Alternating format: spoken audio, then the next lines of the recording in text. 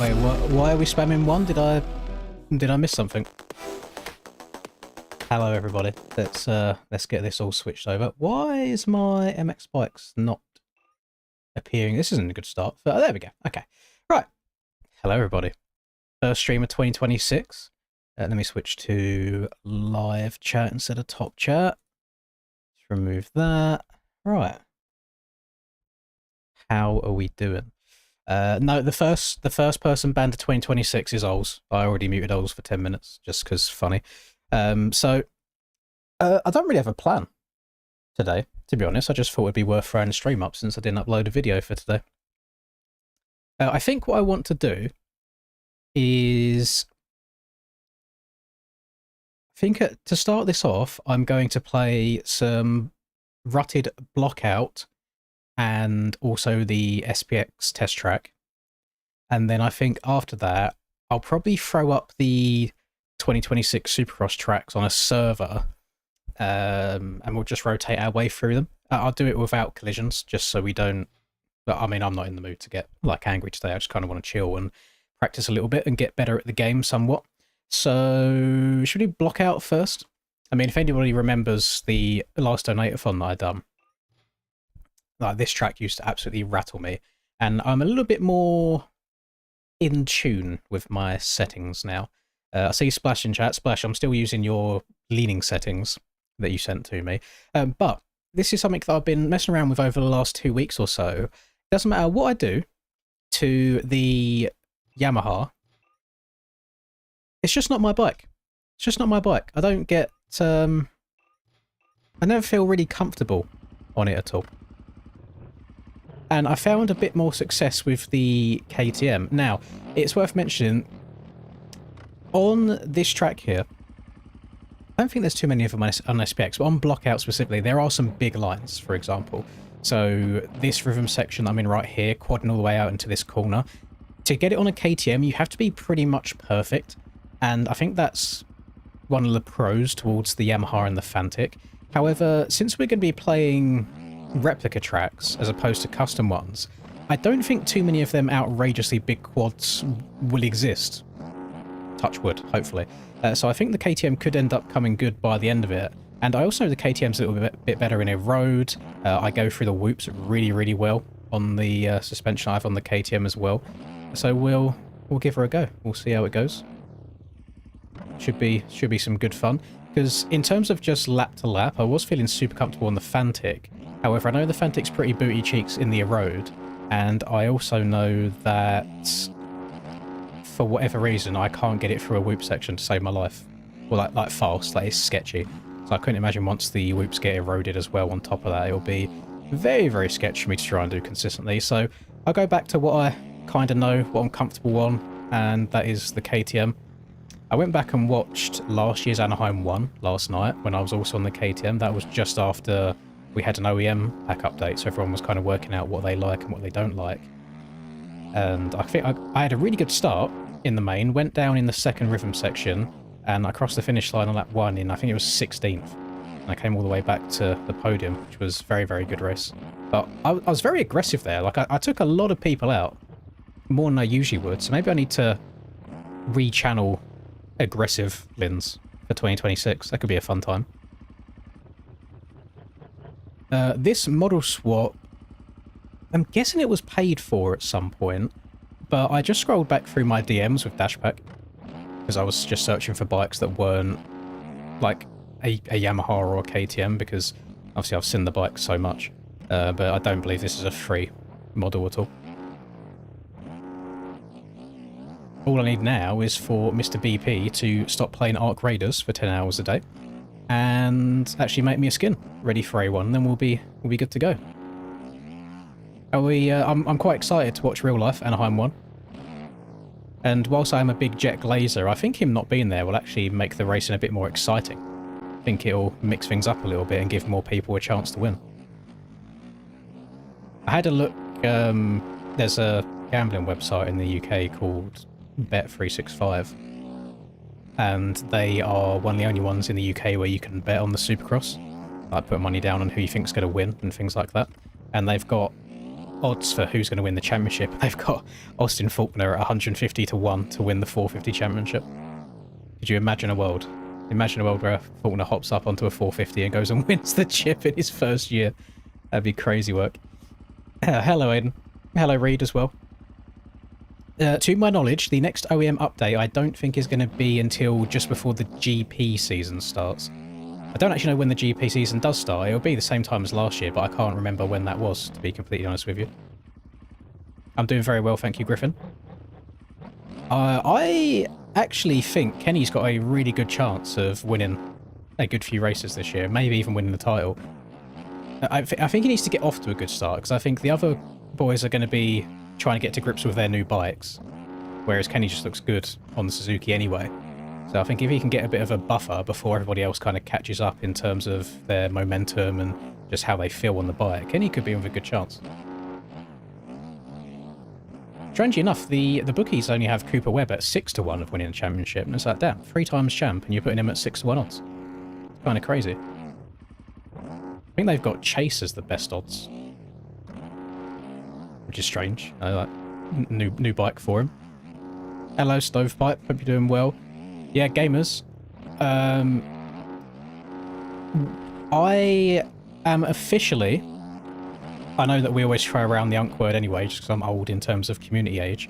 I will be officially, by law, legally unk in 9 days.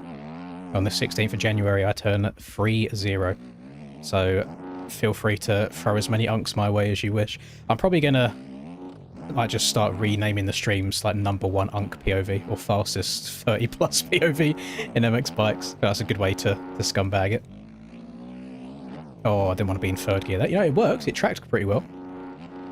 I've shortened my gearing a little bit, so my second gear right now is a lot shorter than it usually is. And I am finding some more success with it. It's because I've been dabbling back and forth between the 110 rear tyre and the 120 rear tyre. And right now on the KTM, because the back end does tend to slide a bit, I'm finding more success with the 120, but because of that you do get the little bit of bog now and then, so I've made my gearing shorter to compensate, and it seems to be like a sweet spot for me. I think it's good.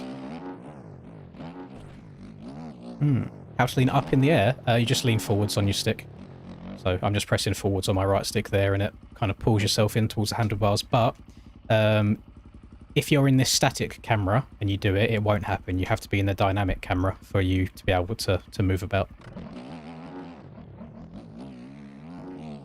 I mean, I'm definitely still slow. I've been keeping an eye on kind of the lap times that everybody's doing on, like, A1, for example, and I'm still multiple seconds off. My best lap is a 110.6, I think it is.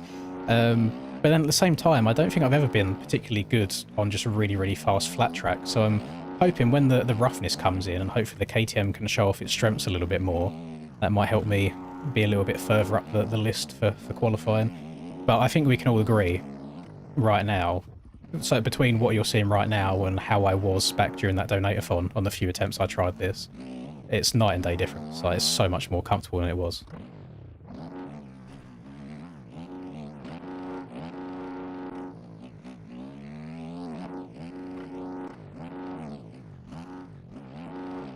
And I do have to say thank you, by the way, Splash, because you generally might have saved my Supercross Championship with these lean settings. It's something that I've never used before, but it did feel comfortable straight away. And now the more I've got used to it, the better I am at just following the ruts all the way around without turning too much or going over them as well. So it has saved me indeed. Oh, I say that and I turn too tight. Jinxing myself always. Hope the ruts can change the tracks. Can't compete with Neon dropping 108s at 5:30 AM. Yeah, the 110.6 that I ran, I really don't know. Like, it was a good lap. Obviously, I didn't do I done the normal step onto the tunnel jump line, but I didn't do like the neon step over the tunnel jump line. But that's not worth basically 3 seconds. So yeah, I can't compete on the flat track stuff. I don't know how they do it.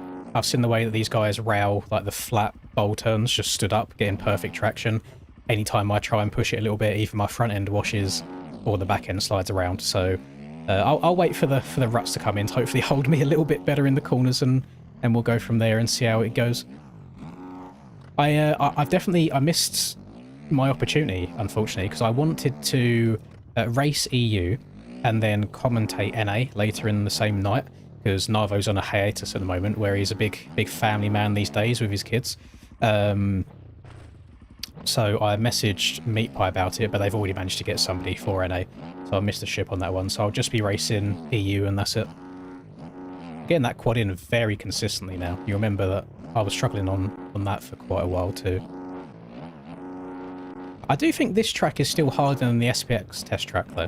Don't know if that's just me. Don't ruts make people faster if you can follow them well. So if you remember my kind of complaining video when the tracks first came out saying that 2026 Supercross is chalk, I still fully stand by that. I do still believe that you gain a massive advantage grinding the flat versions before race day, because in majority of the 180-degree turns, the fastest line is to rail around the outside of it. And when the ruts come in, that's still going to be the case. Unless you get one of the rare corners where you hug a tight inside and double in, then that's slightly different. But for the most part, the lines should remain the same. The only thing that's going to, I guess, mess with it a little bit is I think qualifying laps will be a little bit more difficult to get really well in the space of 30 minutes. Because it's harder, well, it's easier to mess up a run than it is to mess up a flat corner. So I might do better in qualifying that way. And then also when it comes to racing, I don't know what they're going to do with the erode. I hope the erode's still set to a decent amount so the track does get beaten up and maybe we have to change what ruts we're taking. I'm hoping that a bit of kind of rough and erode and race experience will give me some better positions as well. But if you honestly, without even like not trying to toot my own horn, not trying to kind of put a rain on the parade, realistic where I think I'll finish, I'm just hoping to be around top 5. I do think I can see myself probably getting like 6th and 7th.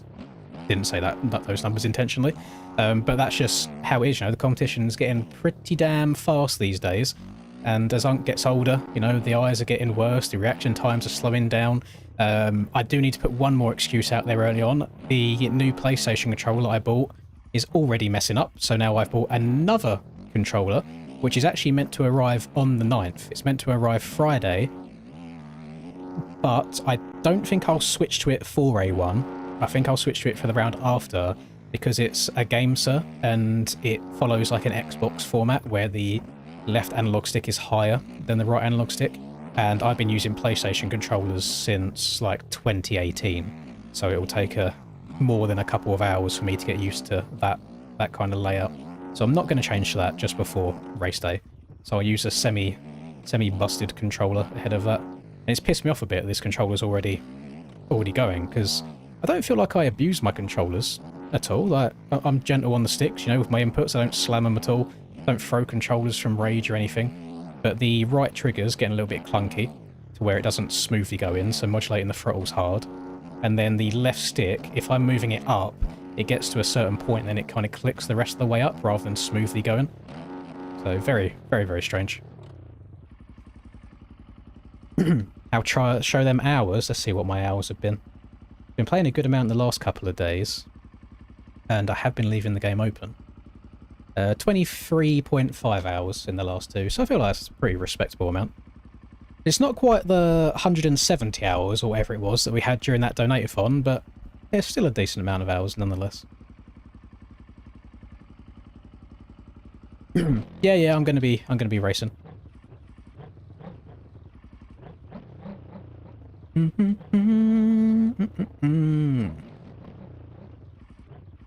This speedometer, so what you're seeing on your screen right now, so that above my head and that stuff down there as well, is it's basically like the new max HUD. It is called, if you go onto MXB mods, it's on the first page of it right now. It's pinned. It's called MXB MRP3. It's this right here. Just a different version of Max HUD, and I've just customized it to my liking. I feel like it looks quite MX Simulatory, where I've got the tachometer down there. You want the old controller overlay as well? Slap controller on. There we go. This new Max HUD does have a controller overlay, but it doesn't work for me. So I can have it on here, but when I press buttons on it, it doesn't doesn't register my button inputs. So yeah, can't do that. Can't do that.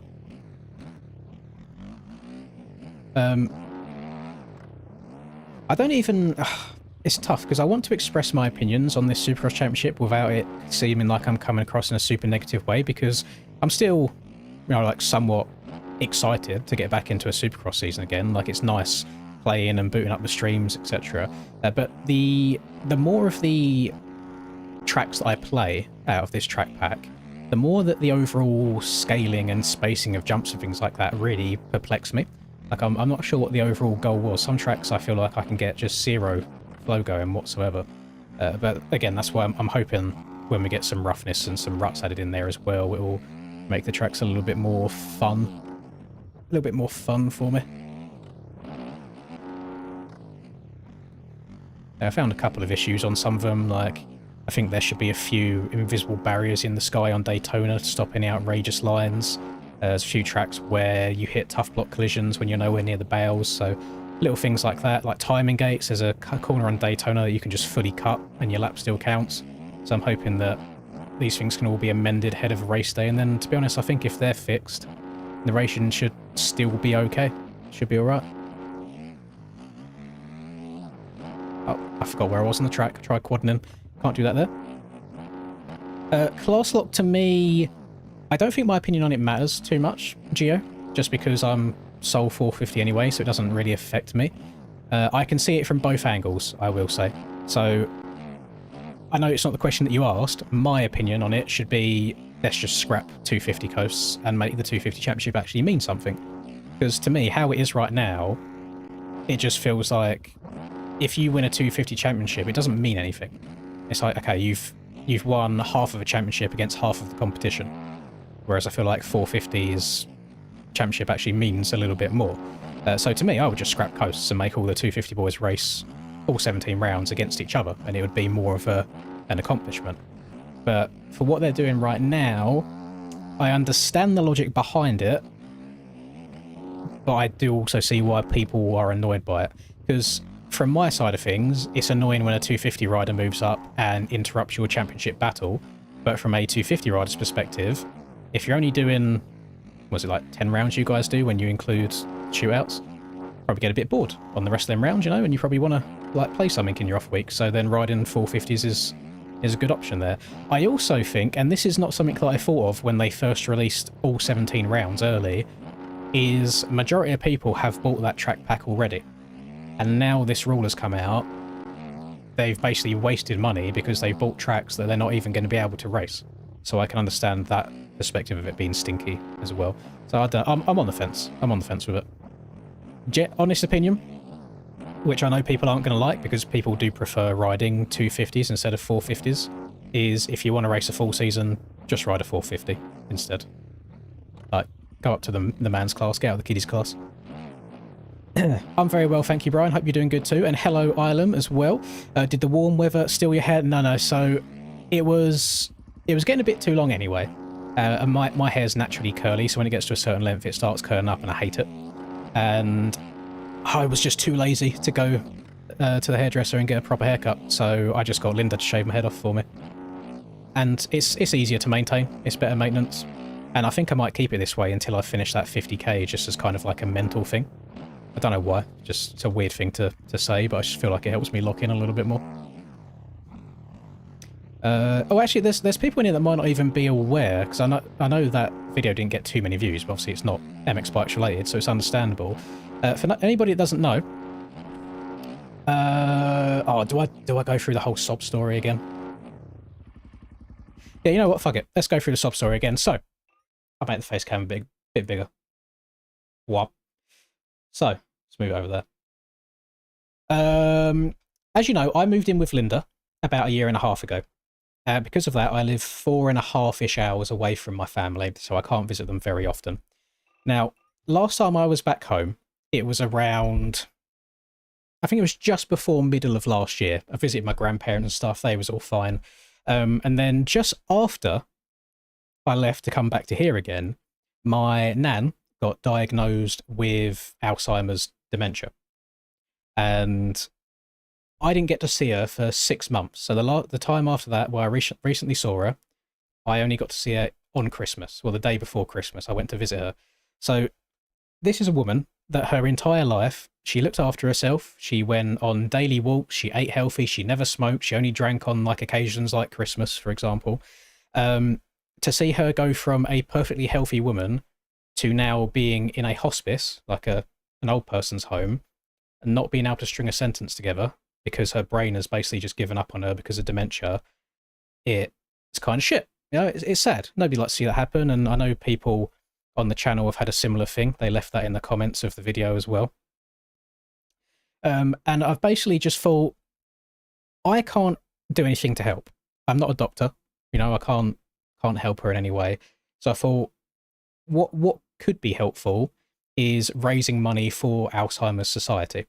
They are the charity that kind of works on research in Alzheimer's, trying to make it so it just basically doesn't exist anymore, because from the very limited amount of time that I've seen, it ruins lives. And I feel just as sorry for my granddad as I do for my nan, because they had like an old relationship where she would do cooking and the cleaning, like he was the man of the house, so on and so forth. And he sat down to me the day before, when I visited him as well, and we was just kind of talking one-on-one. He was like, don't laugh at me, but I had to like research how to make cheese on toast properly, because he's never had to do it before. Like, she's always cooked for him. So I feel just as sad for him now, sitting at home alone without her, as I do for her going through this as well. So I've signed up for it already. It's already done, and I should probably have linked the Just Giving page below this in case people did want to donate to it. I am going to be running / jogging / walking a 50k for Alzheimer's Society charity in October. So I'm going from a very sedentary lifestyle, sat at my desk all day every day, walking 0 kilometers, to walking 50 kilometers. And I'm hoping I should do it within about 12 hours or so, the whole thing. But obviously it's going to take a lot of training to get to that point.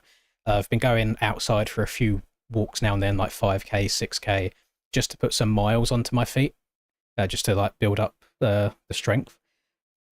The weather's a bit shit in the UK right now, so thankfully I've got a walking pad downstairs, and I've done a 5k walking on that last night, and I'm going to do the same after the stream ends today. But yes, that is 31 miles, sorry, in freedom units. So doing it's an ultra marathon. Anything longer than 26.2 miles is considered an ultra marathon. So thank you, Oz, for that. Let me pin that in here, and I'll put it into the description of it as well. So yeah, I'm going to be doing that for charity. There's a few people that have donated to it already based on the video that I've done, and I will probably also do a donate-a-thon at some point and put, I was going to say do all of the proceeds to it. The issue I have right now is times on YouTube are quite tough. So if I was to go like 2 weeks without earning anything, because it's all gone to that, I'll be in trouble. So I might do like half of it, or maybe like 75%, something like that goes to it for like a donate-a-thon as well. I don't know, we'll see how it goes. That'll be a few months down the line. But I've got 275 days now to train for that. If I click on that. So this is the link that it should hopefully take you guys to, is this here. And I've linked my Strava to it as well. So if you guys check in on this page now and then, you'll see kind of how far I've been going workout-wise. I think this should update for you guys. Now, there is more to it than this. I've probably done like 25k, but I set this up after a few workouts. But just whenever I update stuff onto Strava, it will update this page so you can just see how far I've been going in my training. But yeah, I'm taking part in a 50-kilometer, aka 31-mile ultramarathon in October to raise money for Alzheimer's Society. That's the long and short of it. You can read my little sob story here if you want to. It's completely up to you. But yeah, I thought I'd throw that out there for the time being as well, if anyone was interested in supporting a good cause. And if any of you guys know me anyway, you know that I'm a very, very stubborn person.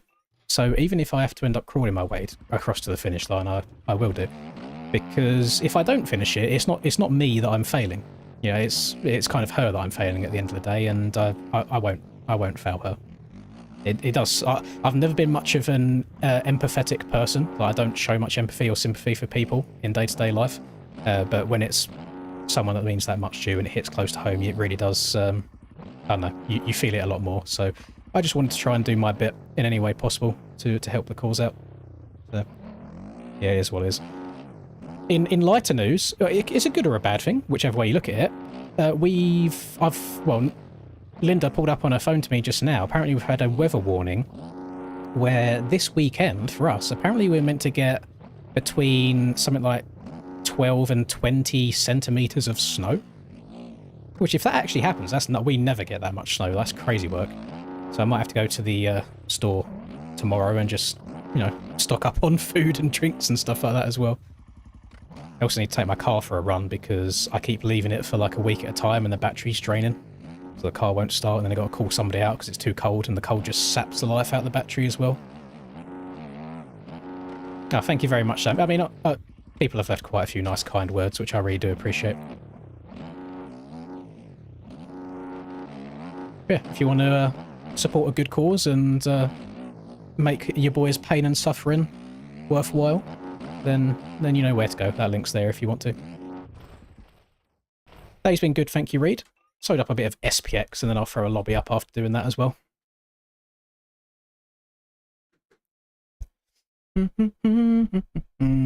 It does... the only thing that really upsets me right now about it is knowing that I am so far away. Because there used to be a time when I was in college, my college wasn't far from where my grandparents live. So during my lunch break at college, I would go and visit them every single day and have lunch and spend time with them. And now I only get to see them a handful of times a year. And it does suck. It sucks a lot. I wish I could see her more, especially now with the state that she's in. I don't know how many more times I will get to see her before it's too late. So that's the part that really saddens me at the moment. Hello Cray and hello Chunky as well. The bike that I'm on right now is actually a KTM 450. I just got it looking all Suzuki'd up right now. I'm hoping BP can cook me up a storm. I told him, I sent him basically a brief. Thank you very much, Wee Woo. I like seeing dudes ram each other as well. Is that gonna... I can replay that. Bosh. I didn't have my announcements on. I have them on now, thank you. 4.5 hours away. Celebrates 11 months of membership. So excited to see 22 dudes ram each other on Saturday. Oh, thank you very much, Azzy. Is a PS3 controller good enough for bikes? It should be, as long as your PC recognises it, okay. But Reed, 4.5 hours in America is different to 4.5 hours in the UK. You guys just get on highway and you're good. You're done. Like, you're off. Like, 4.5 hours is a bit of a pain in the arse for us.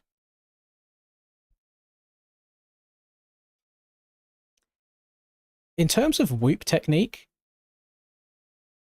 right now, with the way the 2026 tracks are built, I think suspension is more important than ever on these whoop sections, because I know how to get through. Like, I can use exactly the same whoop section, exactly the same whoop technique on this KTM as I would on a Yami or a Fantic, and I would struggle.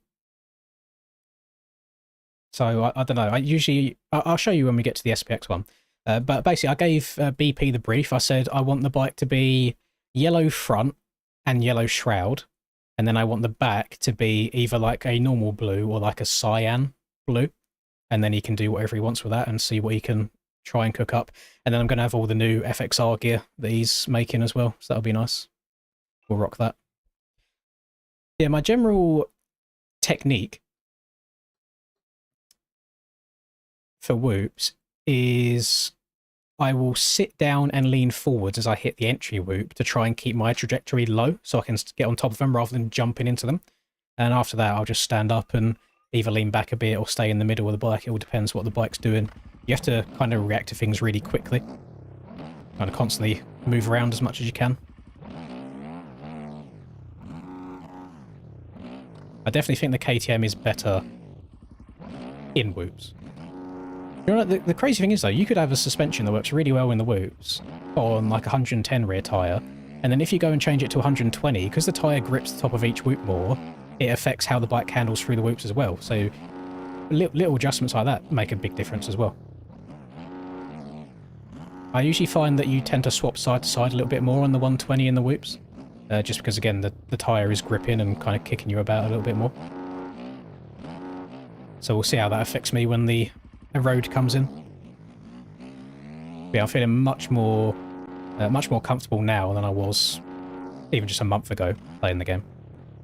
This right here gives me issues. I always steer too tight and then the back end slides. And this whoop section here gives me grief. I know people take the inside rut and still hit it clean, but I really, really struggle through it. So I just go to the outside, try and hit them in as straight of a line as possible. Before I show you the replay of that first set of whoops. So I come into it, I sit down and lean forwards a little bit to soak it up, and then that kind of does a better job of getting me on top of them. Because I have noticed, and this isn't a dig by any means, it's just an observation, especially on one or two of the tracks for this 2026 season, the entry whoop seems to do a really bad job of getting you on top of the second whoop. What seems to happen a lot is it makes you basically jump to the third one or the fourth one. So you have to really try and like push your bike down into the ground so you skim across the top of them rather than jumping into them and then getting all sketchy.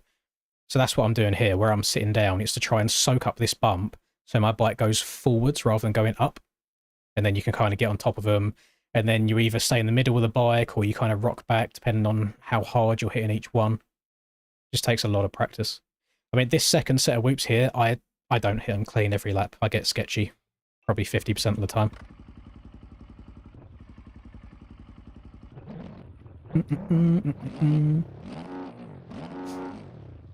Oh, thank you very much, Steezy. I appreciate that. It's very kind of you. Alzheimer Society logo on the A1 biking kit. I mean, I can ask BP just to put a logo on the shroud or something like that for the entire season, or on the rear fender.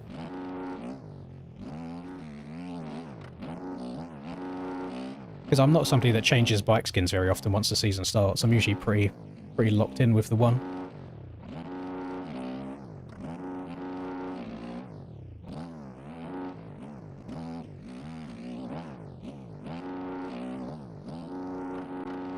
I've not seen the MXB Illustrated magazine yet. The only thing that I saw was that I saw the name of it mentioned, and then I saw people put in pictures into the ARL media channel for it. I've not seen anything more than that.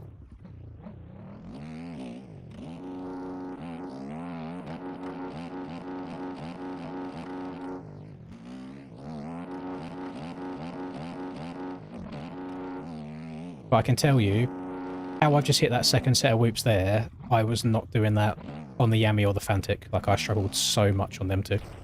Like, a hell of a lot. Unless there's a red plate, I can't imagine that happening. It would be sick, because I think Suzuki's look insane with a red plate. It doesn't affect me too much, Mosa, so I'm a bit indifferent to it. I think it probably does suck for the 250 guys. But yeah, if I had my way, I would just make it so there's no coasts. So 250s just do all 17 rounds, and then 450s do all 17 rounds. No east and west bollocks. Make the championship actually worth something.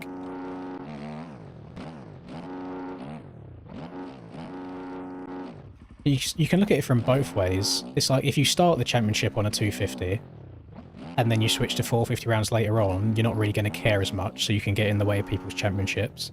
Or if you start on a 450, and you're doing shit, you have a way of bailing out and then dropping down to the 250 class for that series.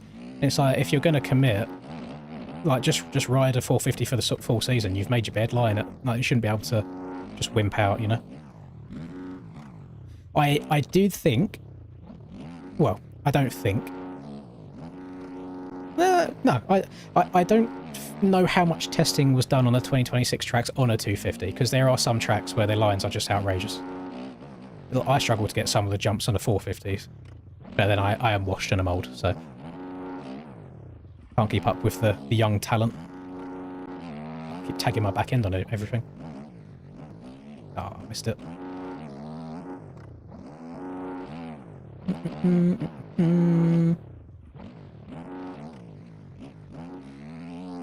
2023 lens.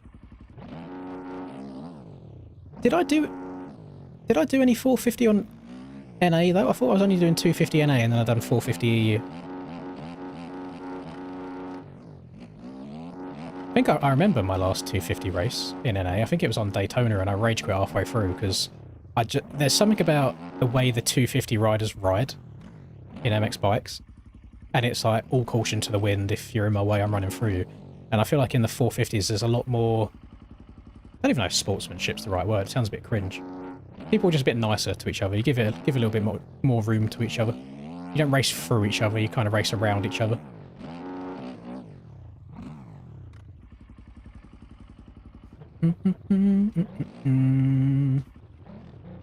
I am talking about ARL, by the way, when I'm saying that they should scrap the coasts. I'm not talking about real life at all. I just mean like in-game. Just scrap them. 250 class, 450 class, done.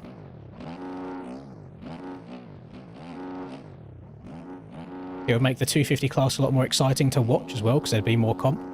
Find a lot of time you get maybe 2 people that are fast out of each coast, and that's it. And it gets very boring to watch.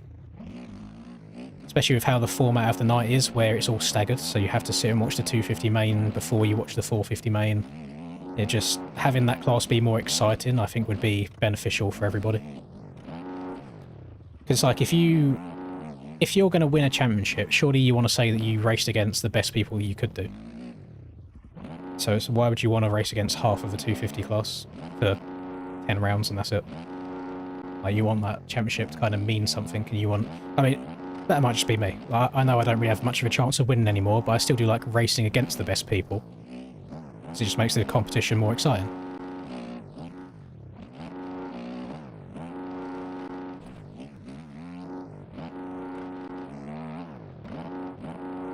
I'm going to put my server up in a second and just kind of rotate through a bunch of the 2026 tracks. Because the only tracks I've put any amount of time into so far is A1 and Daytona. All of the other tracks I've spent maybe 5 laps max just to see how they are. So I'll probably just throw a server up with a little bit of a road, and I'm going to turn the collisions off because I'm not in the mood to play bumper cars today. And we'll just spin some laps in there and see how it goes, kind of learn each one.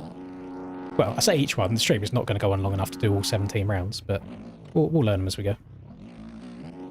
I think it'd be nice for me to watch the lines other people are doing as well. Just makes learning the track easier for me.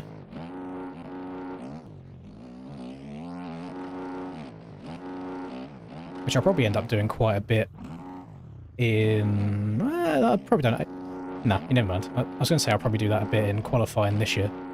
I don't think you really have enough time. You have 20 minutes to set a lap. I haven't got time to sit around and watch what lines people are doing. I used to do it on Sim back in the day, because you used to basically have like a day to qualify. So I'd hop into a server, find Hunter Root or Jesse Mullins or Tyson Fresquez, any of them, Valtteri, and I'll just sit and watch them, see what lines they take, and then copy it and just have easy fast laps. Yeah, I'll finish this lap off. Oh, finish it off the edge of the track. He's cheating! Right. I'm going to start with round 2. Because I think everybody has played far too much of Anaheim 1. I do not even have my server list open. Hang on. Give me a second. Uno secondo, por favor. And I can already see, by the way, since I mentioned it earlier, Splash, Steezy, and L21, thank you so much for donating to that Just Giving link. I really, really do appreciate it. Thank you, thank you, thank you. So just to update you on that as well, the bare minimum amount that I have to raise through this link is £375 to compete in the event, because it kind of covers your entry costs and God knows what else goes into it. But yeah, I just put the target as like 1,000 just to see if we can do better than that. So, but I do appreciate it. Oh, I've been logged out on my servers. Hang on, I can't see chat right now whilst I'm logging into this. What is my login? It's been a while. Yeah, I realised I hadn't streamed since before Christmas. Did it? No, I didn't do a New Year stream. I don't think so. Right. 22 clients. Yes. Event. Let's just ease the load on the server. I'll just do 450s and 250s. And 2026. 2026, ARL6 round. Let's just do round 2. Password is going to be 2026. And I'll put an overlay up on the screen as well for anybody that joins a little bit later on. Let's just do like 5 lappers with a long practice, and we'll set the road to 0.2 or something. That should be all right. That should be fine. Oh shit, hang on, what's my server called? That's just called Lynn's Lobby. Server's called Lynn's Lobby. As I'll put a password up on screen just as I'm syncing in to make sure that I get in. I am going to be racing, Ludwig, yes. I will be competing. Competing is quite a strong word because I'm just going to be trying to get around the track and hopefully just having a good time with the stream, but I'll be hopefully lining up on the gate.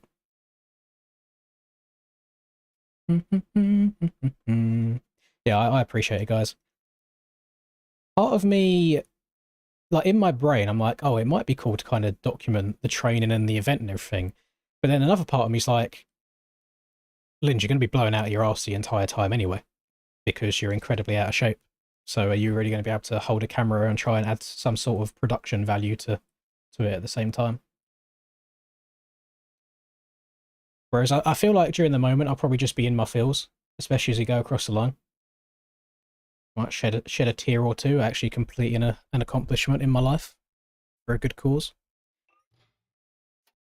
One thing you can do, if you want to follow me on Strava, if you just type in Connor Lins, my picture is my just YouTube logo, so that's the one that I'm using for this.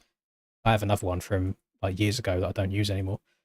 But I'm pretty sure on race day, I can set a live tracker. So I think you guys can check in to see where I'm at during the course of it on the day, which would be quite cool if that is the case. Big MTG will be out this year. I'd like to think so. I don't have any information on that, but I would like to think so. It would be nice. It'd be nice if it was. I'm also going to test out... I've not had a chance to test out these new standings here. Because I know that Thomas updated them after the last stream that I'd done, and I said things weren't exactly as I would have liked them. So he made some more customizable adjustments to it. The lap time stuff at the top left, I am still using Max HUD for. Because there's still just 1 or 2 things that I would like to be different. So I'm using that at the same time. I've also not had I've not played a single server on these tracks yet. So this is kind of going to be my first test to see how the frames are. See what the frames are looking like.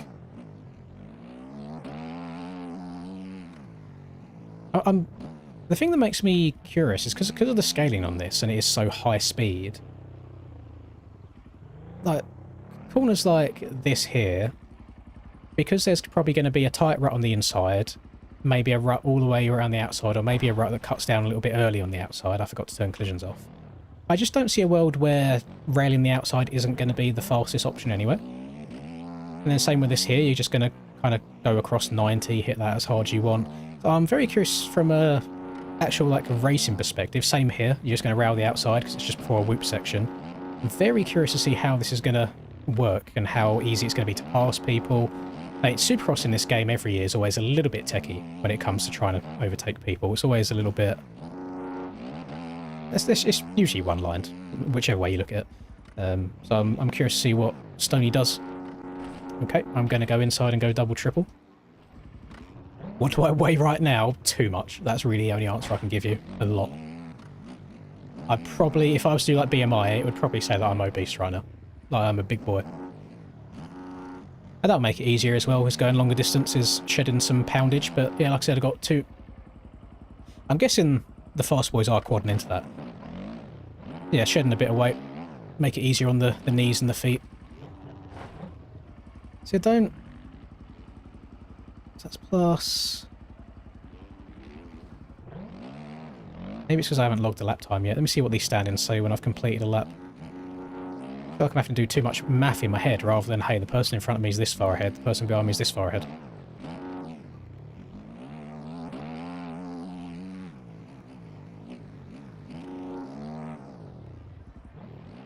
Okay, so it shows in front and behind, but the person in the lead, it still just shows their overall lap time. And I don't like that. I wish... So, whoever's in P2 right now is 13 seconds ahead. I'd rather it just say Boyer was like 14 seconds ahead rather than he has a 58. I don't think there's the option to do that.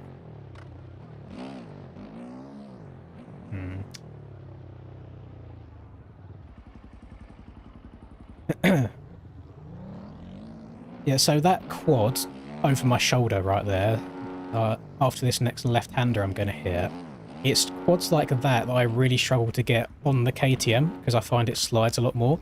Whereas on a Yami or a Fantic, I feel like the power delivery gives you a much better chance to get up and over that.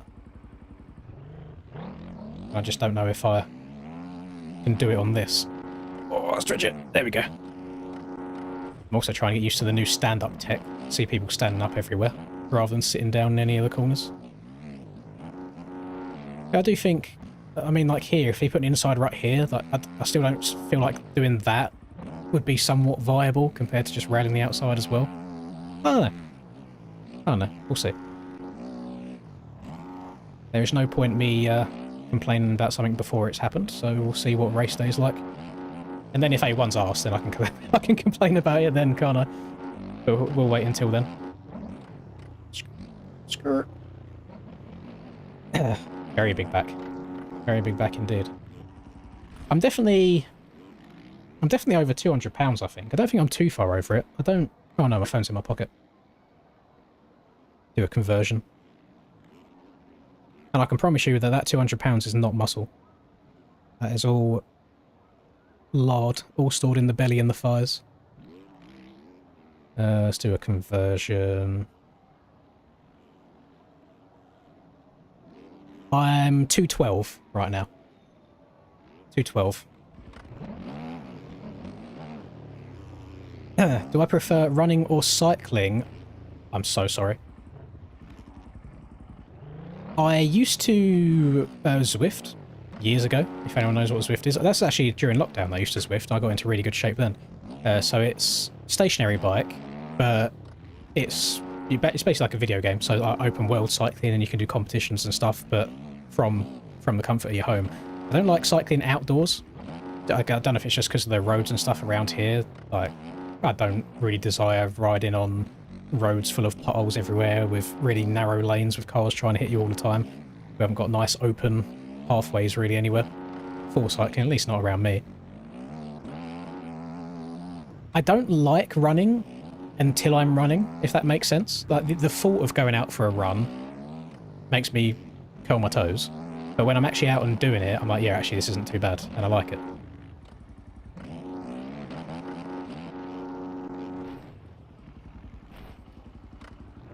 Oh, I'm a short king. I'm 5'7.5" to be exact.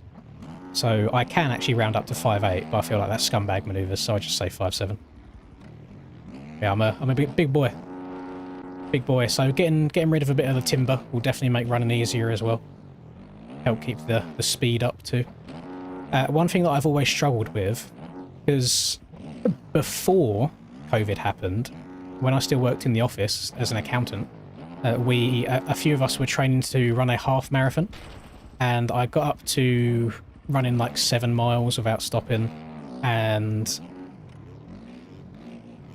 I always had an issue of blisters. So my issue is my left foot is smaller than my right foot by a little bit, so it's like one pair of shoes will fit me this way and hurt this foot, and then one pair of shoes will rub me this way and hurt this foot. Whereas right now, the shoes I've got and the socks I've got, my feet feel great. The only thing that's letting me down is like the bottoms of my feet hurting, where they're not used to walking so much. That's pretty much it. That's all there is to it. So as long as I can build up the distance over the next 270-ish days, we should be Gucci. Jesus Christ, that was close.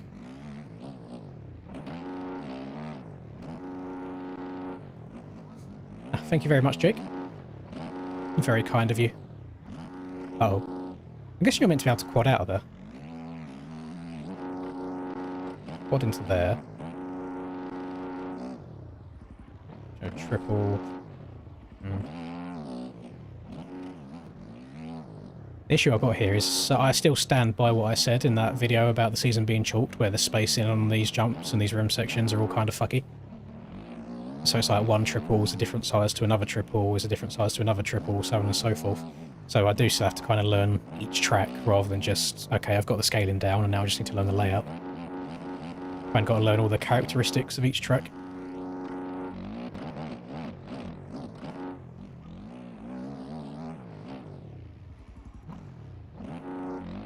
Tunnel jump kind of sends you to the moon. Get on the brakes, I imagine just inside, double. Oh, let's try not to hit the bows. Triple. Quite cool that Rival Inc. are sponsoring this, isn't it? I feel like Rival Inc. stuff always looks really nice. At least whenever I've gone and had to look at it. Rival Inc. is their Australian brand, aren't they? My brain works. No, I'd never particularly enjoyed being an accountant. I stayed where I worked for like 5 years, that's because I got along with the people there really well. The only reason I ever went down that route is because the only thing I was really good at school was numbers. So I was, you know, just kind of put 2 and 2 together. But then you use a calculator anyway, so you haven't even really got to be good with numbers. Yes, we were. Apparently people like Tyler are doing that, where they dip into the whoop at the end and step onto that table and then step off. I don't know if they have to like wheelie through them a bit, or if they just drop the front end at a certain point. But yeah, apparently they do that, and then step onto this, and then step off over that.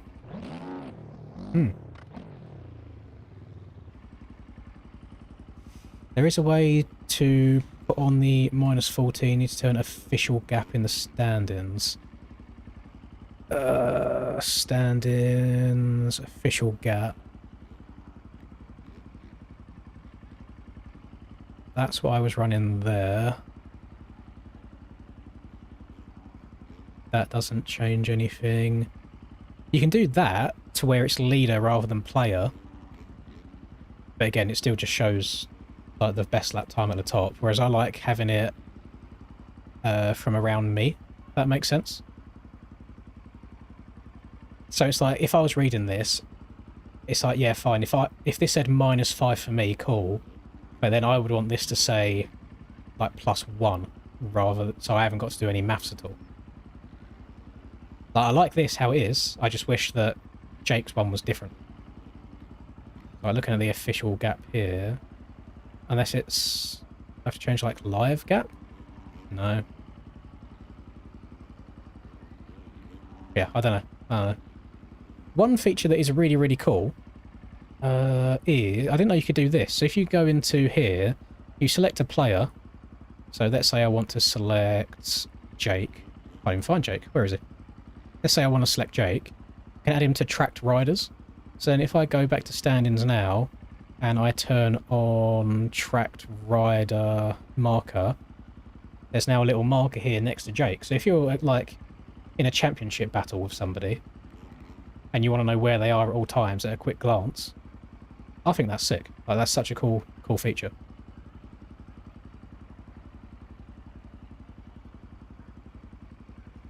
Oh, if you're talking to him right now, Huskman, the only other issue I've got with... The reason I'm still using normal max HUD for this timing at the top is because on this max HUD, you've got your lap log, so it does this. But when I'm on a lap, you know, I know it turns like red or green here if you're in front or behind your previous or best lap. I still want to know how much I'm in front or behind by without having to load up like ideal lap and things like that here. So how max HUD here has just this little extra bit at the bottom. So it's got my best lap, it's got my last lap, it's got my current lap, and now it's telling me, okay, I'm 2 minutes 30 behind. I just wish there was just a little extra bit here, and I'd run that instead. That's the only other thing that I'd want to change. Hello, Bye PS. Hope you're doing well, buddy. Nope, don't want to join the track and get in people's way. So let them all go by. Good racing etiquette. We'll try and practice that as much as we can this year until somebody pisses me off in a race, and I'll just send them over the next berm. Honk. He got the short end of the stick there, didn't he? I'm on .2 road here. It doesn't really feel like the track's going away at all.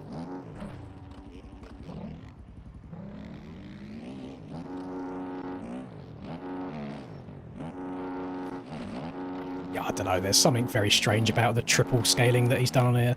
I know why the scaling are that different. It's because it's that weird little like on-off thing that they've introduced this year. But I still think it's built so strange. Like, it doesn't just feel like a normal triple. I feel like you got to check up so much. Oh, sorry, Huskman. The only other thing that I said was the reason I still use this timing from Max HUD rather than Thomas's one is on this timing. I don't like the look of this, so I don't do that. But on lap log here, I would love if, just like max HUD here, there was just a little extra line here that shows me how much up or down I am from my best lap time so far. So I'll kind of just do both at the same time. Sure. So as I go across the line of this, so at the top left, my max HUD has that little green bit where it says, okay, I'm currently 0.6 faster than my best lap time. And on Thomas's one, it's just green. You know, it says like 12 seconds, 13, 14, it's just green. And now it will go to red, so I'm down. I wish there was another little extra bit like here. Maybe this says how much I'm up or down by. All in this one thing. Because I'm aware that I can probably achieve that by having like ideal lap or timing or something like that. But it's a lot going on at once. I just kind of want it all just in that one little bit up there. And then also the gap bar is fine, but it's just I just want something really easy that I can just quickly glimpse at the same time as seeing how far I am at the same time. But other than that, I feel like so many of the features are really, really cool. And I'm surprised it's taken this long for us to get an actual good overlay. I messaged Barbosa at some point, like over a year ago at this point, saying, can we not just get like an in-game HUD that's better than what we've got, please?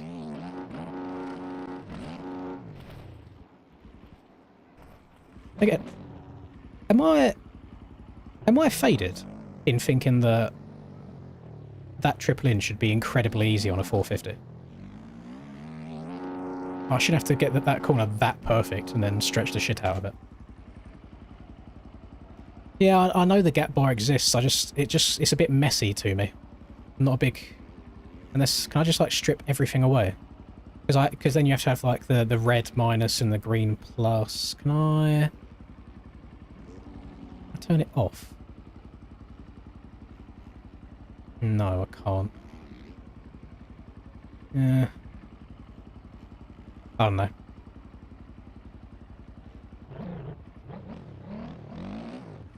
This HUD's on MXB mods. It should be on the home page. I'm pretty sure it's marked as like a favourite right now. Need to lock in a little bit. I'm just wobbling my way around the track. It is of no surprise to me, and this is not shade. This is not shade before anybody gets annoyed with me.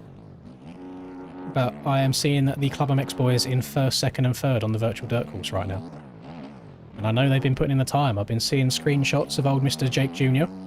rocking in the servers. They want it. They're here for it this season. And I do not want it as much as they do. Because there is something about these tracks this year that I've not been vibing with at all. So I'm hoping that when the ruts and the roughness come in, it will make it a bit more my type, a bit more fun for me. Oh yeah, the spacing's all over the place. Like, I know what you mean about the track maps are a bit funky as well. But I think that's just purely whoever the graphic designer is for the track maps just doing a shit job at it. So I don't know, it just feels weird. I never feel like I can find a good flow until I've like fully memorised every inch of the track. I don't think I'm going to get that. Oh, I did. And then there you just have to check up so much. Unless you can quad again after that. But I don't know, I just feel like you have to slam on the brakes halfway through the rhythm because you're caught between two rhythms. Oh, Willie's got it as I want it. Hang on, let me turn the opacity down. Oh, so that hang on. Okay, so if I get like a concoction of things going on, I've got so much shit going on at the same time. Let's move normal max HUD down there. Let's move that up there, and then that to like there. I'm going to wait for this to hit a minute because I don't know which way it's aligned, so I don't know if it's going to move side to side or if it's going to stay in the middle. And then can I turn it just up one?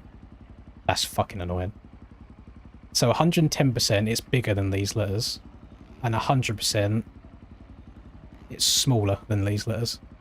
Okay, so it does move along that way. It's fine. I'll leave it like that. So then I do that, close that, turn that off. There we go. I'm all max HUD gone. Get a ton of viewers on TikTok. Not true. TikTok live stream is actually pretty shit these days. I think it's because of the type of person I am. I'm not that scream at the camera, super energetic for the sake of it to engage that kind of TikTok audience. It's much more of like a just chill, monotone vibe. And I can't even force myself to do it either. I don't know. It's not a bit of me. It's not my style.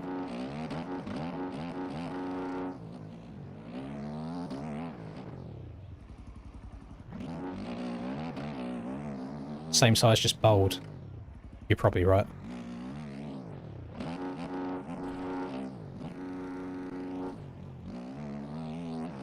Can I make it so that timer that I've just added there goes green? Because it's negative 1.3 right now, so I'm faster, but it's staying yellow. Can I make it so it goes green and red?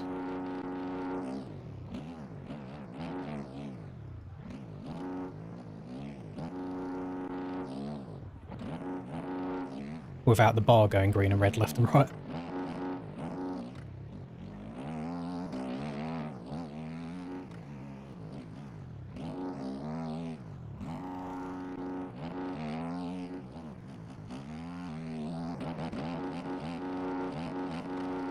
See, this is the kind of road that I want. I'm hoping that we get the whoops all kind of chewed up like this during actual races. And I am still surprised that to this day there's not been a fix on like Barboso's end of when you go under and over under or over and under that the timing just messes up until you go back over the other side of it. Oh yeah, I definitely think the Yami boys will be getting over that. They'll probably still be quadding that as well, but I messed up the entrance to the corner. Triple that, triple into there. Smooth. So in regards to that, either going green or red, the reason that I want that is when I'm on a qualifying lap, I haven't actually got to look up at the time. I can see the colour of it out of my peripheral to know if I'm up or down. And that's all I need without like fully taking my eyes off of it at all.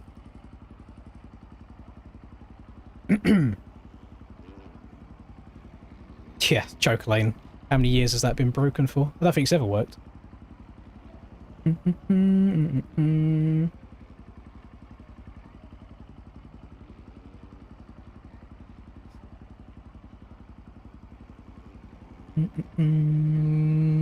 Yeah, I think there's no OEM bike since the PT existed.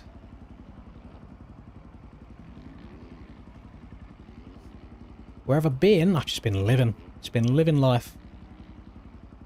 Click through the slides. Do you mean what of this? Oh, it's a lot. You know, I'll hover on each one for like 2 seconds, and you can keep like pausing the stream as and when you want it. I'll just keep scrolling my way through in case there's anything here that you think you want. And then I'll just keep going through. And I'll keep going through. Obviously these ones don't really matter because I'm not actually using them, but do that. I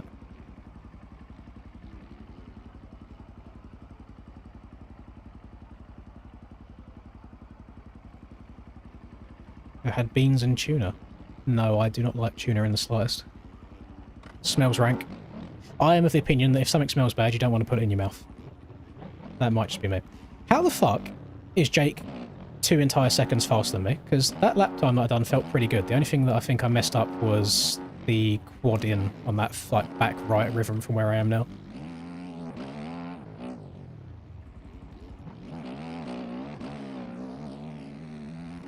That's what I mean, gamers. I can't hang with a comp. Even my good laps aren't good.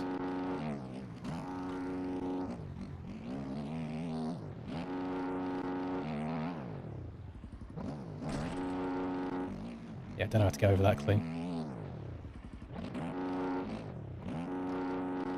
Maybe you can quad that. I don't know. I don't know. Right, should we go up to round number 2? Have we still got... Is there more than 8 people in this lobby still, or has everyone left? Oh no, there is. So I've got it as... I think I've got my standings on 10 lines and it's only showing 8 people. Yeah, rows to display 10. Put it on 12. There you go. 12 people now. Should I just throw it up into a quick 5-lap race just for the sake of it? See how it goes? How much time have I spent on A1? I don't really know. I've dabbled a few days. I haven't like sat down and spun 100 laps at once, for example, but I've done kind of little and often. But my best lap's only a 1:10.6, and I really don't think I can go much faster than that at all. So I don't think sitting and grinding it anymore will help me. It will, like, playing the track will help to an extent anyway, just because you're learning kind of how the rhythms work, how fast you can go through the rhythms, so on and so forth, because that won't change. But I do think grinding a fully flat track like that won't help too much when the ruts come in. But the rhythms and stuff will be fine. I need to stop saying Club Boys as well, because it's Element now. Don't know who Caleb is. I think I've seen Wardy before on the club team. Don't know which one of the many Ollies in the community is, but the Element Boys are doing it. Thank you very much, Reaper. Sheesh! As the cool kids do. Sheesh! Hope you're doing well, buddy. Yeah, 1:10.6 is where I cap out, so God knows how to find another 3 seconds like the other 450 guys are doing. Especially on a lap that I feel like I'm pretty much perfect. Like 3 seconds in a minute-long lap time, essentially, is kind of crazy. Who have I got on MX Sim tonight? I don't even know who's competing in Sim anymore. Yeah, seeing Kozak doing silly lap times as well. I think Hawkey's putting down some pretty crazy lap times also. Oh, who's taking the hard right there? Oh, okay, some things don't change. Happy 2026, everybody.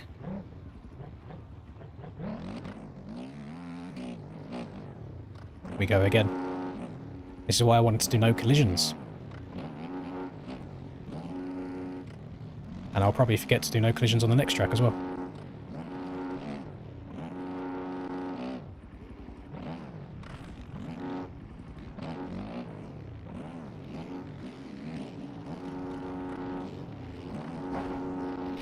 Jesus Christ. Oh. Painful. On the topic of Jesus, I mean, you guys know that I'm atheist, but I'm of the opinion of if you have someone to believe in, so if you're a religious person, then all power to you. I have no shade for people that of any religion, to be honest. You know, it's good for people to have something to believe in. But there's one guy I've never spoken to him. Never spoken to him before in my life. I think I've got like, I always say this by mistake, 6 or 7 different Instagram messages from him now, just spread out over the course of months, where he'll just send me random, like, super religious Instagram reels. And I feel like he's trying to convert me slowly over time. Again, never spoken to this person.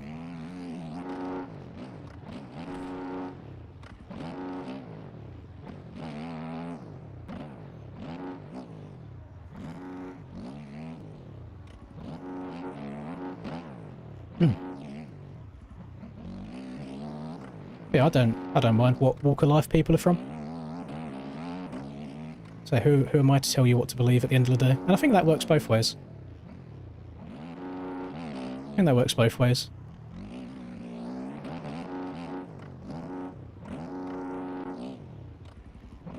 So I don't mind people as long as they don't tell me what I should do and what I believe in, and I kind of go both ways as well. Think she believe in something bigger than myself? Not for me. I don't think so. I'm of the opinion of I am liable for my own stuff, and that's kind of it, you know? I got my own morals that I kind of abide by, and that's it. Again, that's just me as a person. I have no issue at all with people that are religious.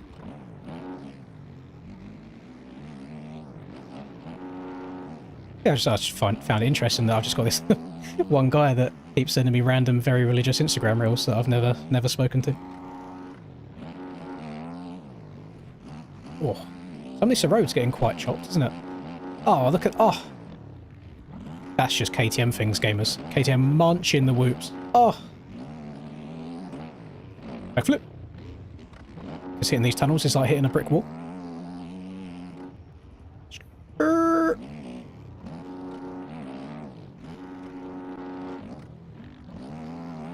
He squares him off. Oh, I didn't get the drive. I definitely think Pumbaa crashed because of me, though. Hit him with a naughty cross jump. I feel like I always have been, to be fair, Reaper. There's something about the Yami that I just never fully vibe with. And it annoys me that I don't vibe with it because I know that it's the better bike.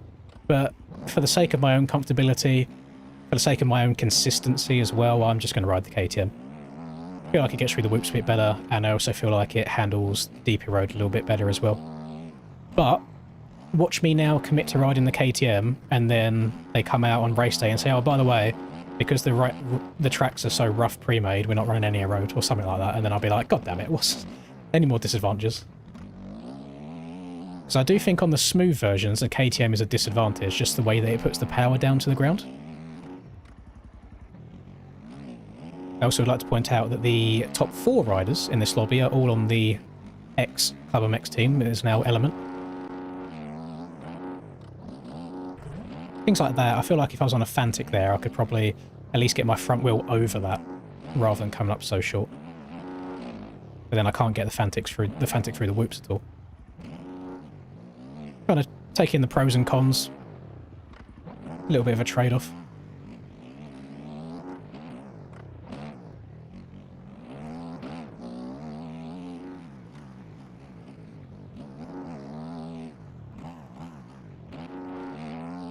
I think the best way to word it, I'm sorry to turn this into like a religious thing, because again, I don't care what walk of life you're from, so I'm not like offended by people's beliefs. Hopefully you guys still think that I'm a chill guy for not believing.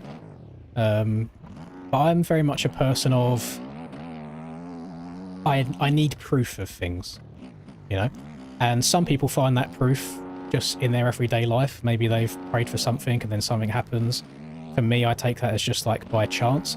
If I have something one day where I have some kind of miracle that happens in my life where I feel like that could have been nothing other than divine intervention, then by all means. But I'm just kind of, you know, living my life day at a time. Don't feel like I'm hurting anybody at all. I'm just doing my own thing. Kind of taking responsibility for my actions. If I want to improve on something, if I want to try and get to a certain goal, reach a certain point, get some kind of motivation, I just feel like that's on me.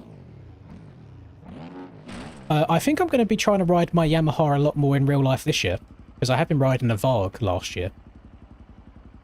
I know he's not probably the best person to recite, because he's a comedian at the end of the day. But Ricky Gervais, who's a British comedian, said in an interview once, there's something like, out of all known religions, there's something like 4,000 gods. So if you believe in one, and you don't believe in 3,999 others, I just don't believe in one more than you do. That's crazy work from you, Aaron. New Year 2026, you're treating me like that? That's crazy work.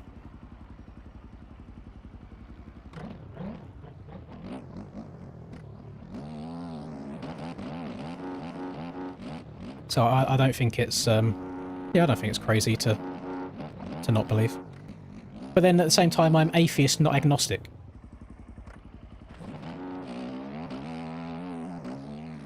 So I'm not of the opinion of it will never ever exist. I'm of the opinion of I don't believe in it, but I'm not against the idea that there could be.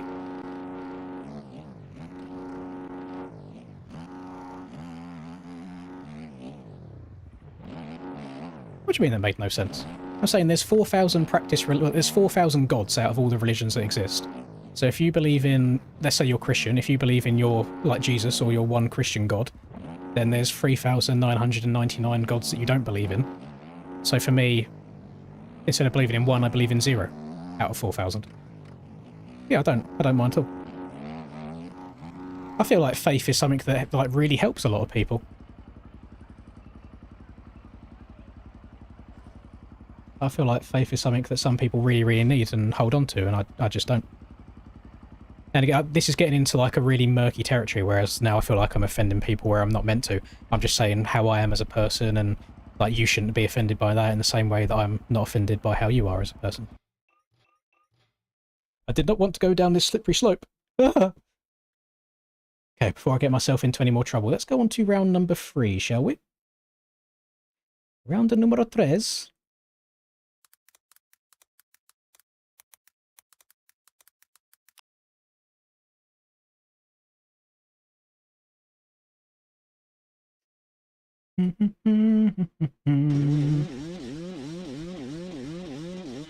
Love you too, Reapy Poo. Love you, love you.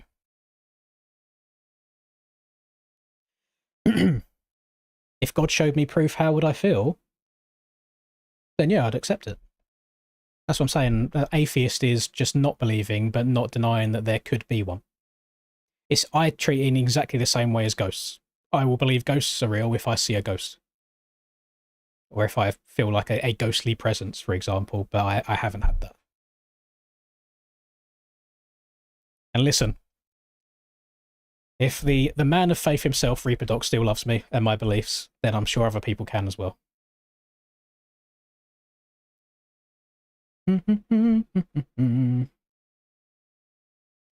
Server. Round 3. No, don't join that. That's 2021. Although arguably 2021 tracks are very, very fun. Right, round 3.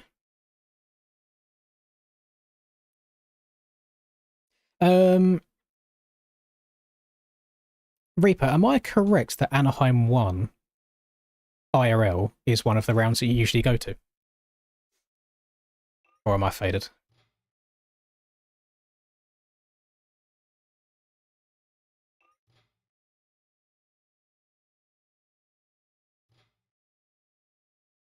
Because I should be going in 2027.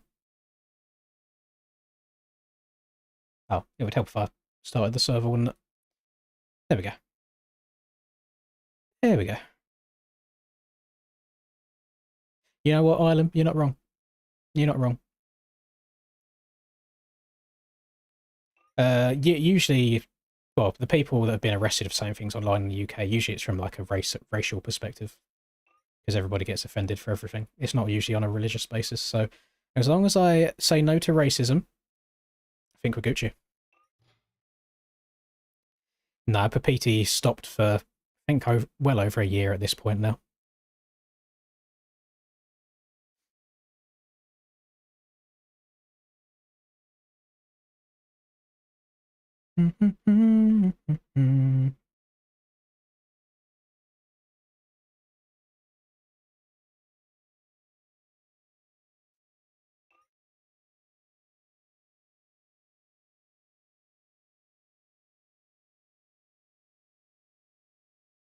Well, if you want to go in 2027, I should be there.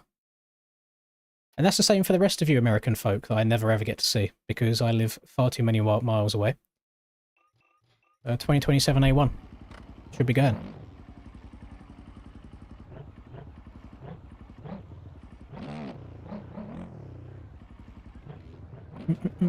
I think Ryder usually goes to A1 as well, doesn't he? Oh god, what's going on here? Okay. Okay. 120 rear tyre hooking up in the sand. You'll have to see that. Okay. Don't know if I'm going to get this now. Oh! It's fine. It's good.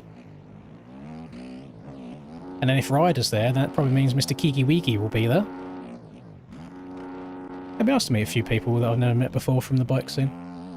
I feel like in the UK scene, I've met majority of people now that I would ever end up meeting. Just from out real life riding. Uh-oh, uh-oh, uh-oh, uh-oh. That's not good. Old Zippy usually goes. Old Garrett.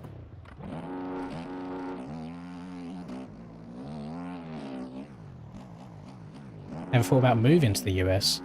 Yeah, I have. I feel like that would definitely be a later in life thing.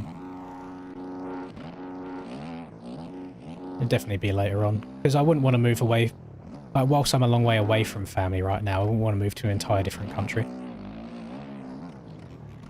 Probably somewhere like Texas. Because goddamn, I heard that you Cali and Florida folks, your rent is kind of crazy work. Crazy expensive. All my exes live in Texas. But then I have got pasty white skin, so would Texas suit me? Would I just be burnt to a crisp every time I step out the front door? Your wife wants to move to the UK.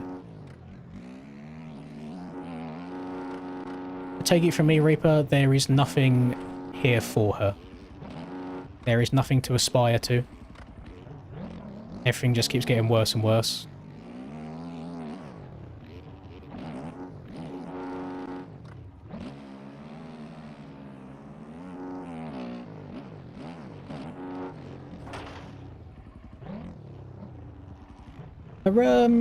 Are TV licenses a thing in the US, or is that just something that we're getting fisted by?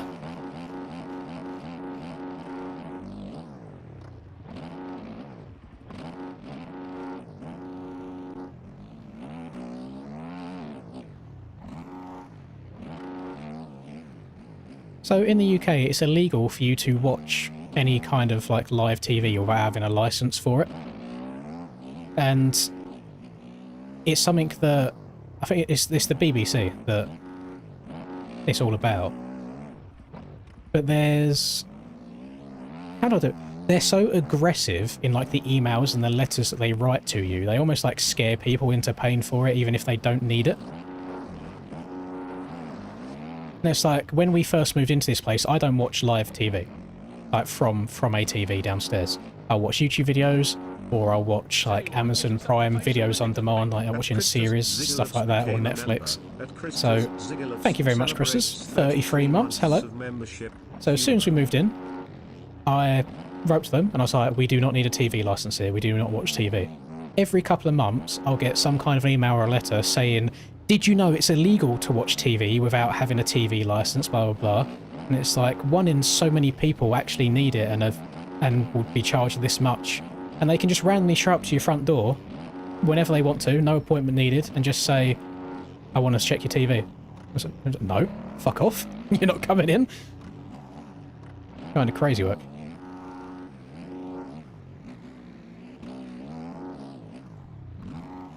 It's a very, very strange state. It's the only... well, not state, sorry. It's the only country in the world that I know that you can get in trouble for raising your own country's flag. That is how fucked the UK is at this point.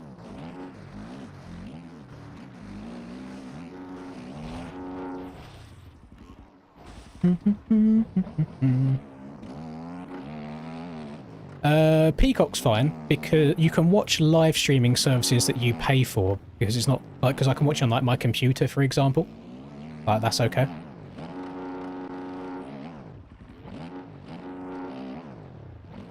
It's just like live, you know, like, I'll say soccer for you guys, like soccer matches, anything like normal for your TV that you just scroll through the channels and watch stuff live, none of that.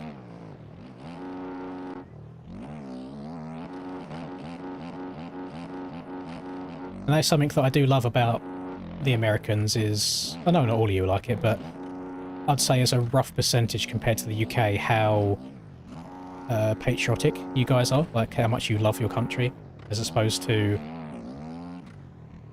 I don't even know how about doing this without getting myself in trouble now. Let's just say, just English-born people, I really don't see much patriotism from them.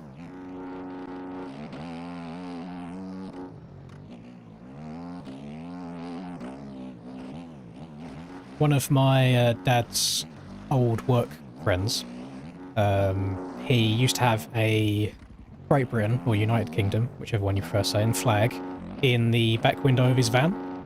And police pulled him over one day and told him to take it out because it's offensive. Offensive to who? You're in the UK, why can't you have a UK flag in the back of your van? But we know exactly who it's offensive to, but those are the people that you can't talk down on, because they're the people that you get arrested for talking poorly about.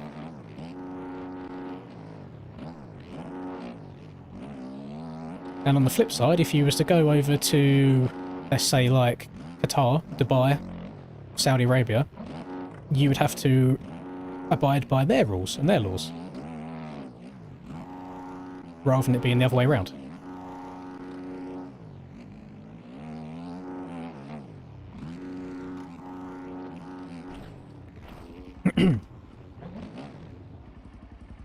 Yeah, I think Canada's got it quite bad. Apparently Sweden's getting it bad right now as well.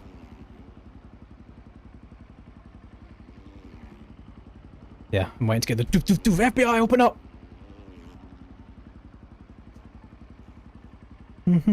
Oh, getting some Strava follows. I see you, gamers. See you, I see you.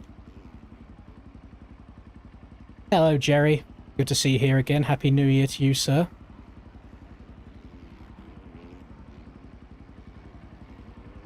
Bum bum. Oh my fucking Christ. Whoever donated under OEM team to the Just Giving page, thank you so, so much. I'm literally already at £226 out of the 375 that I need, and this is all the way up until October, so we're blowing that out of the water. Thank you, guys. Oh, people have been leaving and rejoining on different bikes. I see, I see. Yes, the doctors and the engineers! I love that. That's the best way of saying it. And still being politically correct. Bonk. Favourite part of a full English? I'll be honest, I'm a bit of a slut for any kind of hash browns. I know you guys have hash browns in the US as well, and I think we can all agree. Hash browns are just a god tier food. Especially at McDonald's hash browns. Oh, I shouldn't talk about McDonald's. I'm dieting right now. I can't think of bad food. Oh, just get a McDonald's hash brown inside me. Massively overjumping that triple in.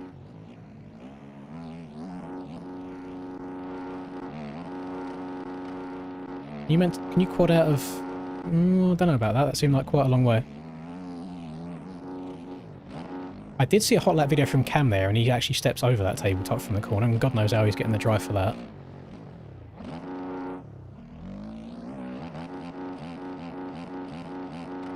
Yeah, I feel for the 250s through some of these sections, you know. I need to downshift in the air there. I'm hitting that jump in fourth. No wonder I'm getting no drive. Oh, that whoop section for 250s must be pretty brutal.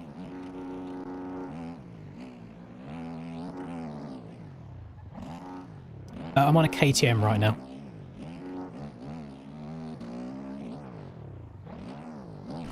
Oh, yeah, it's definitely quadable. I don't know if it's any faster than going triple-double, but it exists. There is a line.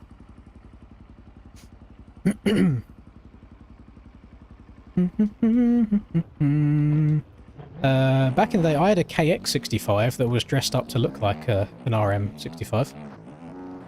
Had full yellow plastics on it, because Suzuki and Kawi 65s back then were basically the same bike anyway.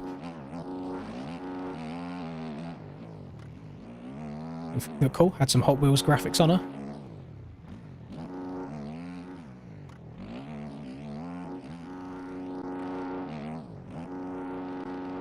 I don't think I could have downsided that much better, and I was nowhere near that, so yeah, maybe you don't quad out of there.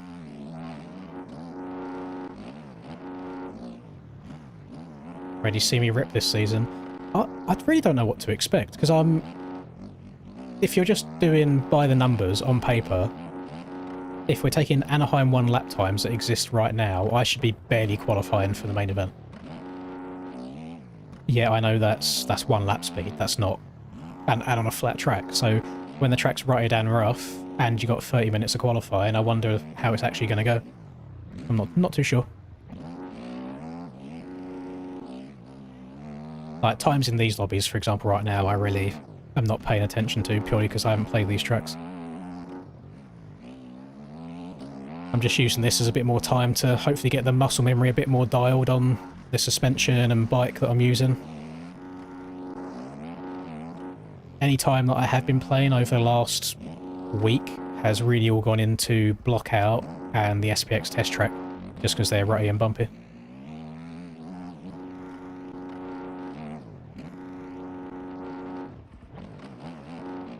You got 0 chance of making it. You're retired anyway, Reaper. You're not allowed to qualify. Unless you're getting that itch again. Ooh, that was close. I overturned a little bit. Let's try again. You getting the itch to come back? I know they're obviously cherry-picked lap times, but from the laps that I see you running on Instagram, just on any various track, it still looks like you're moving. Unless you've cranked up the FOV, maybe. Give that illusion of speed. Be good boys as well. Hydrate. Keep your liquids in. I've been making sure to drink at least 2 of these a day, which I still don't think's enough. That's only a litre. I'm pretty sure you're meant to have like 2.5 a day. I heard how rutted it's going to be. No, I'm just assuming. I know you're not meant to assume, but I'm just assuming that it's going to be like block out and SPXs.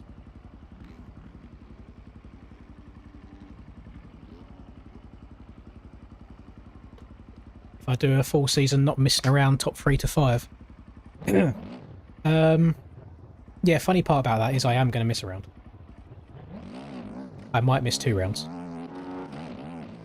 Because in the back end of February, I am tagging along with the HAP boys in real life. They are driving to France to ride the Bud Racing compound in France. So I'll be going and doing that.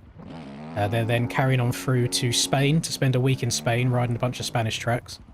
And then they are ending it off by going to Switzerland because Jaden, who is a sponsored AJP rider in real life, is going to be doing the GP of Switzerland. So I'm tagging along with them for 2 weeks. The only unfortunate thing is I will not be riding my own bike. I'll be riding BP's Triumph 450. So try and get as comfortable on it as I can do. But yeah, it should be good fun.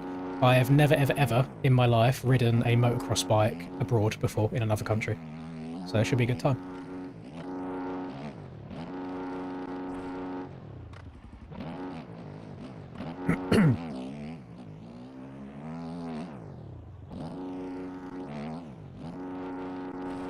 Think about it, I've never... We're going to be taking it in turns in the camper, like driving.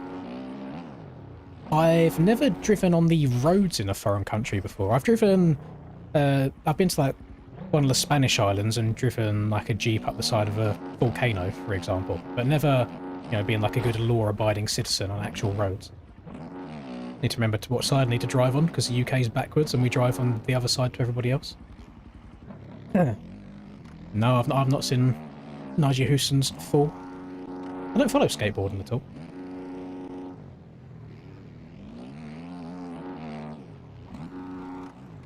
You can't get arrested abroad. 100% you can. I don't know if that's how that works. I will try my very best to be a good law-abiding driver. What's the inside like here? Don't matter. Can't do it. Oh, did I get him? I did. Not intentional. Get a bit of a kicker. Clearly the smooth track is too rough for me as well. You know what? The worst skateboard falls that I ever see, to the point where I actually can't watch them, the same for BMX as well actually, is if they're trying to jump down a staircase and they actually fall backwards and smack their head on the ground. That makes me cringe. Horrible.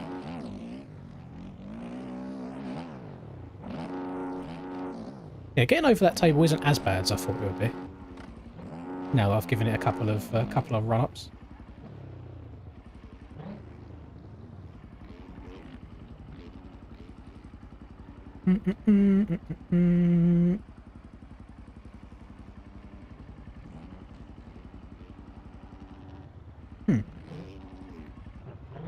Yeah, that does not sound good. Gear's cool. Oh, this is old gear. This is old gear. Should hopefully have some new stuff tomorrow, or actually, knowing BP, I'll get it like 30 minutes before the racing starts on Friday. But let me check actually. Let me check. We'll do this together. Shall we check to see if he's playing Arc Raiders right now? Arc Raiders, Wrap 2011. Yes, so he's still playing Arc Raiders rather than designing me a bike.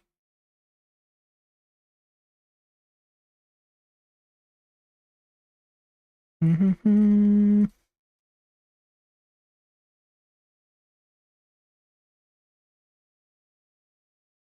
we go.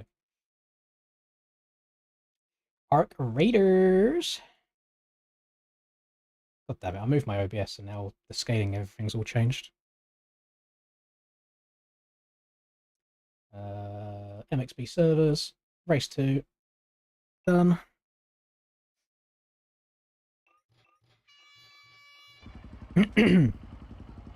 Need Charlie's thoughts on the current situation in the UK so he can be deported to Sweden. 2 things on that. 1, he's even less politically correct than I am. And 2, I'm pretty sure Sweden are having the same issues as we are right now.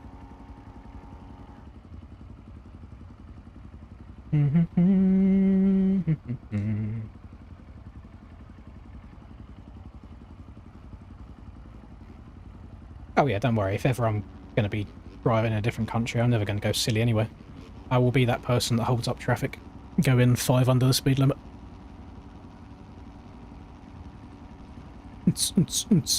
Is this a left or a right? It looks like it's going left, but... yeah, it looks like it's going left. He does love Swedish women, that is true. I got a great jump in that last race, I just got destroyed before I could get to the turn, so I do need to do some start practice. But starts will be very, very important. That's another downside of the KTM, is that the Ami and the Fantic are just faster on the start straights. So I don't know... I was so close to getting away with that. So I don't know the best way of going about the starts.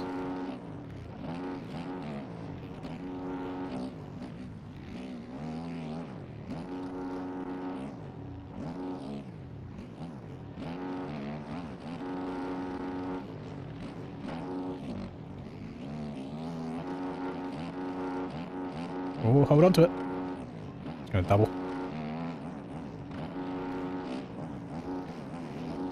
Jesus Christ, there's so many down bikes. Oh, Aiden trying to get a bit steezy with it.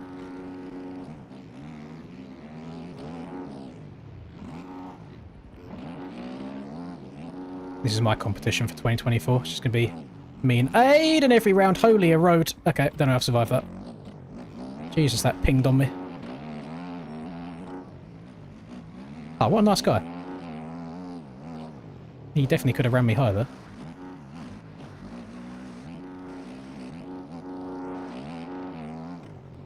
I think that's a good line that Moses just taken there. Oh, he's still got the triple as well. Okay, yeah, I should do that. He's going tight inside here. This looks like a man that knows his way around these tracks to me. Yeah, because then he can jump all the way into the corner as well without having to single into it. Oh my god, rest in peace. Okay, Mosa knows his way. So I mean, it's so much better for me to do this in a lobby and just follow other people and see what the lines are.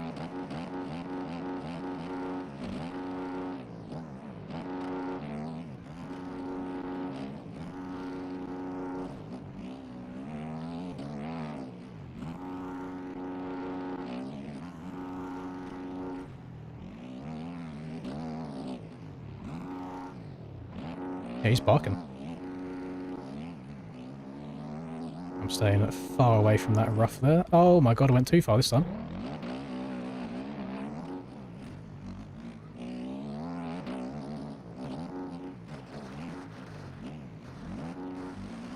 The road around here is definitely better than it was on the last track that we've done, which is strange. Oh, I was lucky. Oh, I forgot I should have gone inside. No.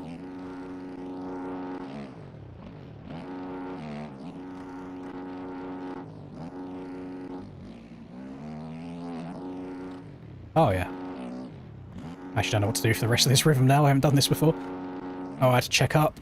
Oh, that's just what I mean. The triple spacings are so fucked. Like, nothing's equal. Had a really bad track entry on him then as well.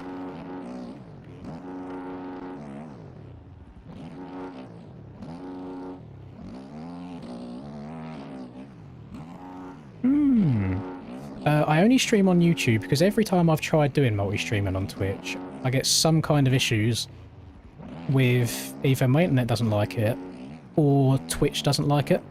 So I stream in 10,000 bitrate because MX Bikes is a really bad game for streaming. Like, it goes super blurry because of the ground, so you have to stream in a higher quality for it to look better. Twitch caps you out at between 5,000 and 6,000. So if I wanted to do both at the same time, I would have to make the stream look worse, and I don't really want to do that. Because any time I watch a Twitch stream, I think, oh my god, the quality of this looks absolutely awful.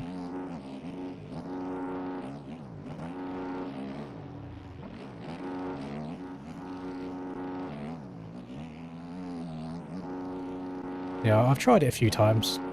It never ends up going very well for me. And I don't mind doing just YouTube, because it's really where... Oh, say up. It's really where the audience is anyway.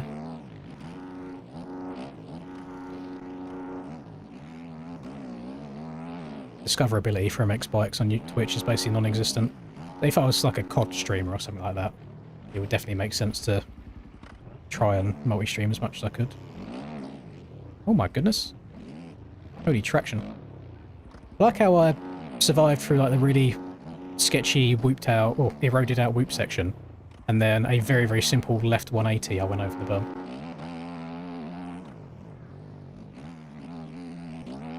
Tracks this season is Stone Rider. So it's the tracks that you're seeing right now, it's just going to be updated versions of them with some rough and some ruts added.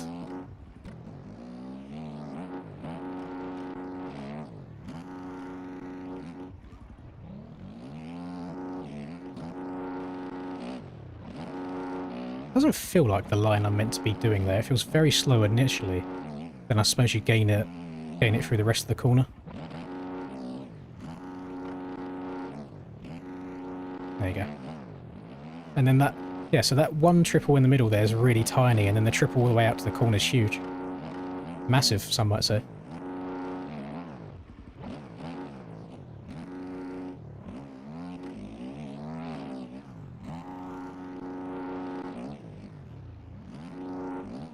One lap to go.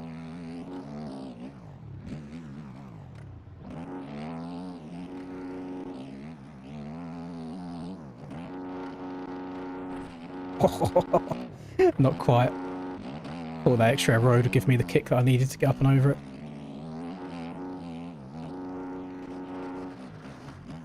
So I feel really comfy in the ruts that you're seeing in the 180s. I feel really comfy on the KTM in those ruts. I should stop talking. Every time I say that I feel good, I mess up.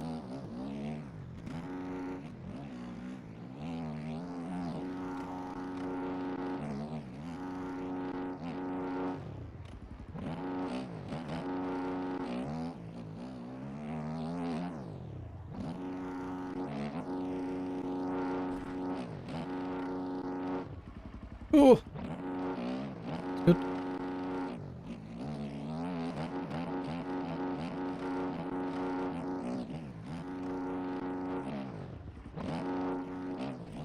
We'll get a bit mixy between these two.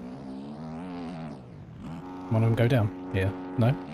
Yeah. Maybe. Don't know. Oh, what's going on? Nope. My position. my position, not yours. Oh.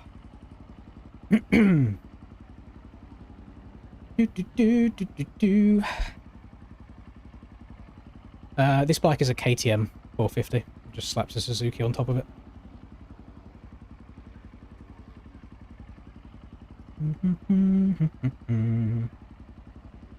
Oh, I don't think I ever instigate dirty riding first, but if someone's like a dick to me on the track, then I'll do it back.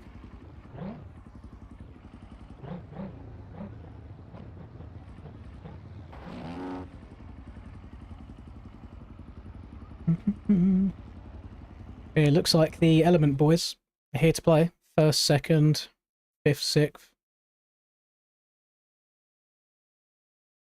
Big Jasko's in here as well. He's on ninth. Everyone, James.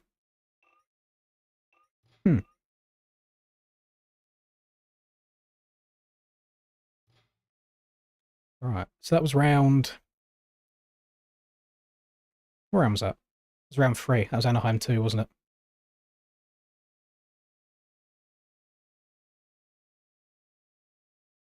So... yeah, round 4 next. It's quite nice, Just kind of learning each of these tracks. That's why I've intentionally not grinded all of them out, because I don't want to make them boring for myself. Because that's the worst thing I can do, because I'll just fully burn myself out before the season even starts. Oh, I didn't want to do that. Do Lins 2026. Why do some KTMs not show up as a Suzuki? They should do, unless they're on a KTM 250.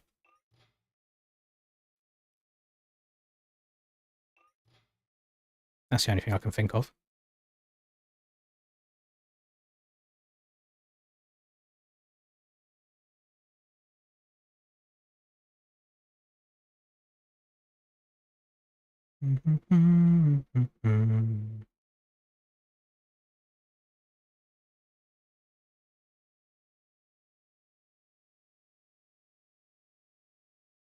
Oh, actually, no, we'll be able to see, won't we? So, Spink. Let's have a look in replay. Yeah, they're all Suzukis.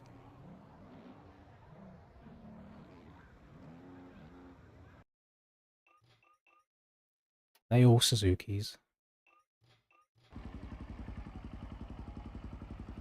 Yeah, it could have been a 250.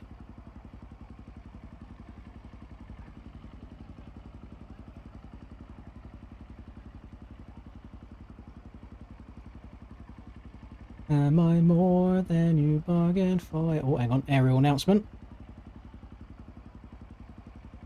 Ooh, sign-ups. No, not sign-ups. I had to scroll down. Oh, a bit late. I just posted the schedule. So, I will probably miss... Oh, shit! I'm probably going to miss Daytona. Does anybody know when... When's that Sweden race? 2026 MXGP schedule. Not Sweden, Switzerland.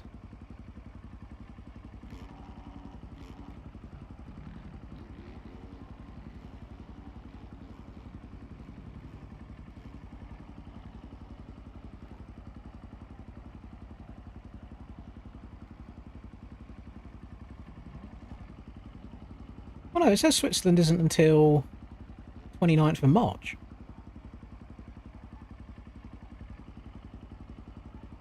Maybe it is March, maybe it's not February.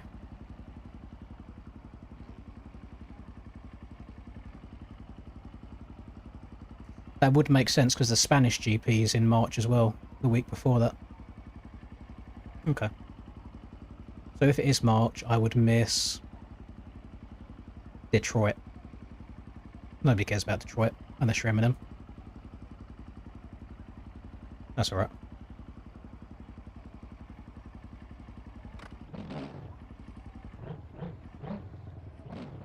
But Daytona's usually the only Supercross track that I ever enjoy, so it would have been nice to do it. But so I completely agree that riding in real life would definitely be more fun.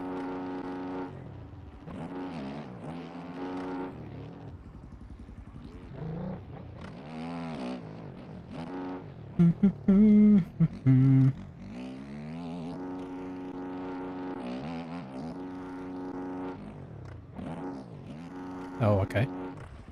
All the way into the corner there. Don't let the big boss man or boss lady see you on watching me on the work computer.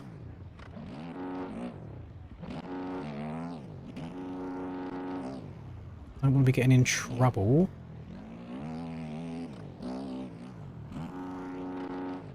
Only other complaint, constructive criticism that I have on some of these tracks is there's a couple of them that I've played where they've got like a 270-degree berm going back like onto a start straight, for example, after a finish line.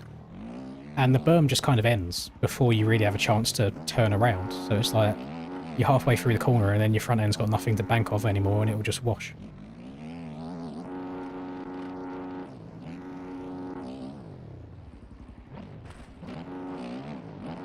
That can't be right. Might have to do a different different line there. Jump that too far. Caboso bounced my way to the moon.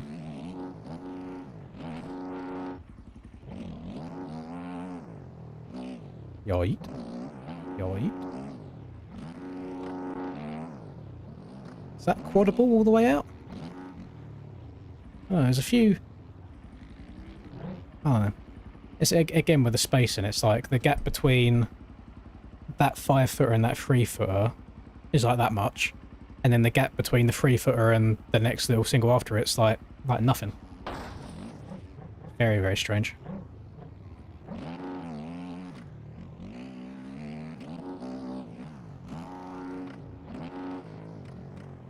Quad in rhythm section after the whoops. Oh, this one. Quad in, that's massive. Oh, can't. Didn't even turn enough.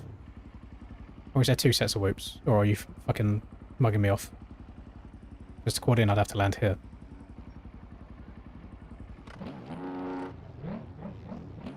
Seems like a very big jump.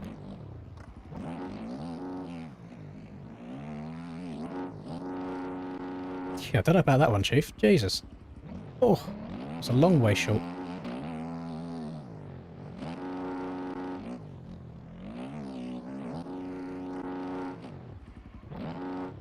Yeah, I'm caught in there. Oh, that might be what you're talking about.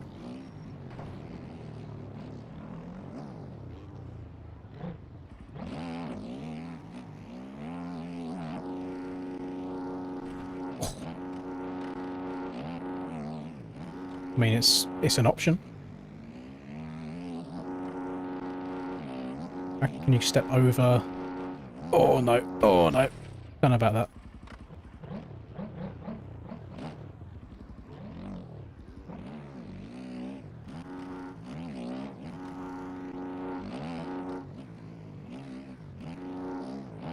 I'll tell you, I do get excited for Anaheim 1 streams though. They always seem to go quite well.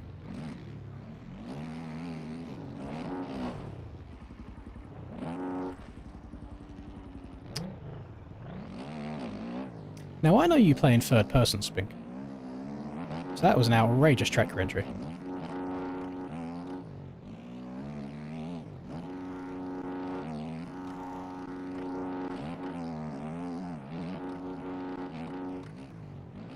No!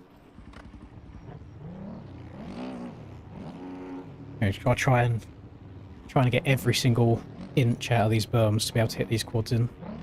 To end up pushing my front end over them.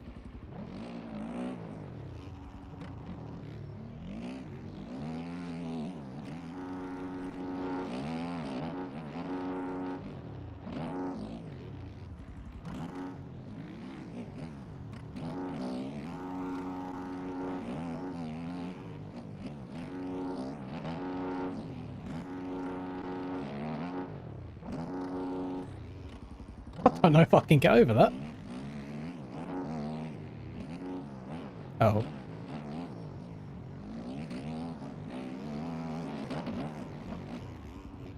I think I tried doing tech that was a little bit outside of my skill range. That's my other concern, actually, Michael, is if they add the ruts in, is the tracks are the tracks just going to get even faster than they already are? Because, like you said, like that back quad in there will be a lot easier. The quad over there might be easier. I don't know.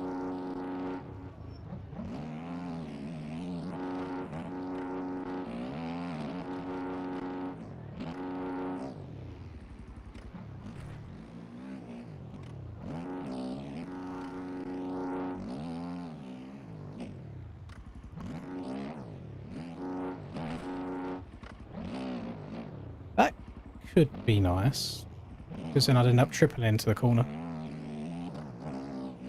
If I didn't boof it. Oh, hello, Emma. Yes, I'm very well, thank you. Hope you're good too.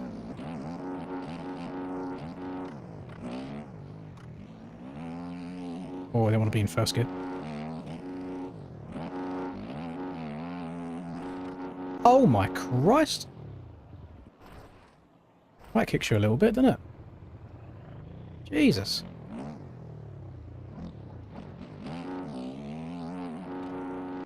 You like... You can't even... Don't know.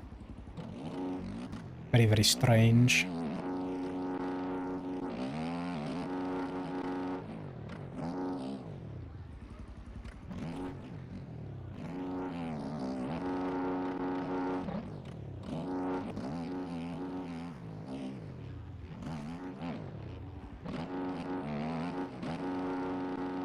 Backflip.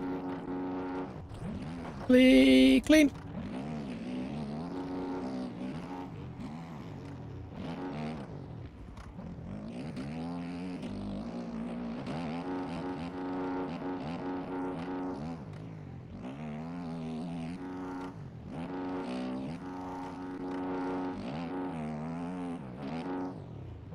That's because there's a bit of a road on the takeoff of it.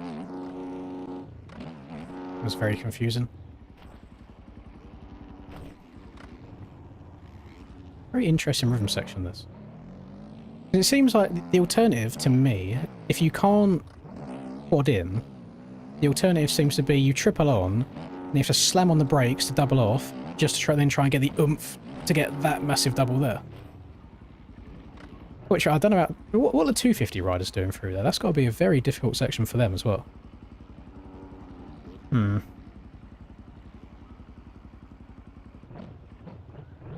One day of work, you went back to work today. It's hard getting back into the swing of things, isn't it? Linda went back on Monday. She's in decent spirits right now, to be honest. She was hating it before the Christmas break, and now I think the break's done her good.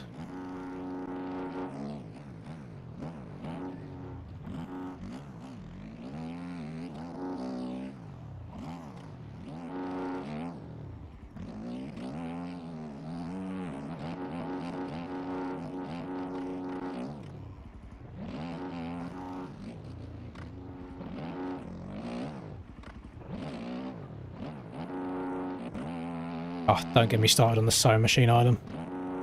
She loved everything when she unwrapped it, because I got her the sewing machine, then like a bunch of new fabrics and attachments for the sewing machine, and it's currently sat on the desk, and it hasn't been used yet. Which I keep giving her shit for. I'm sure she'll use it at some point. She's in her reading era right now. Bear in mind, I've been with this woman for 5.5-ish years now. Never seen her read a book once, and now all of a sudden she's got like... She basically finished an entire 200-ish page book in a couple of nights, and now she's already bought 2 more, and she's reading one of them right now as well.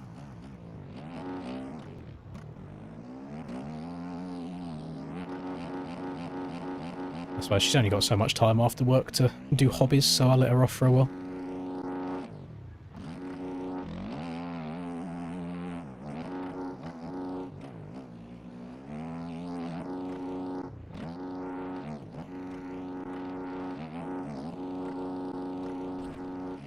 Even when I hit the quote-unquote fast line in that section, it still felt quite awkward.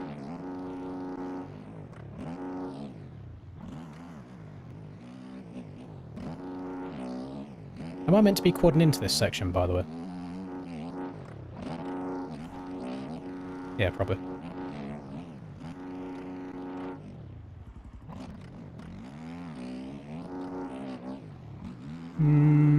Oh, you know what? That's not bad. I'm 0.4 off of boy around here. That is not terrible. I'm sure if Jake was sitting here, he'd be another 2 seconds ahead of that, but we'll take that.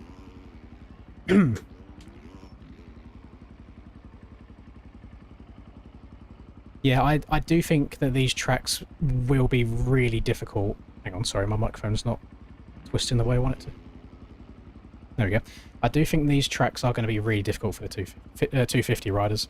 Like, the really, really good ones, let's say like top 5 250 riders, they're going to be fine because they're just cracked out of their heads anyway. But for the, you know, like the 10ths to the 40ths in qualifying, I think it's going to be a big struggle. Well, thank you, HMX.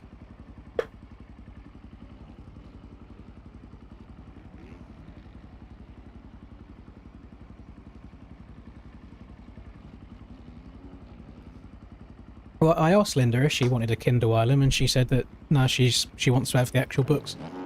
She probably just wants to show off the fact that she reads by having the books on the shelf.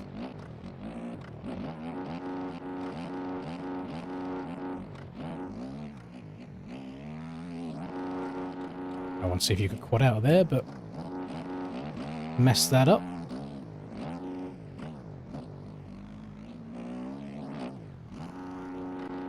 The erode helps so much for getting these lines.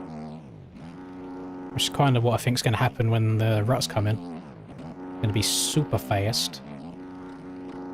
Super furious.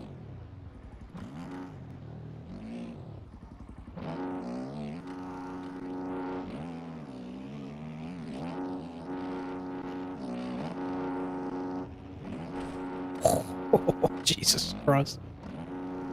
Suspension took it like a champ, though.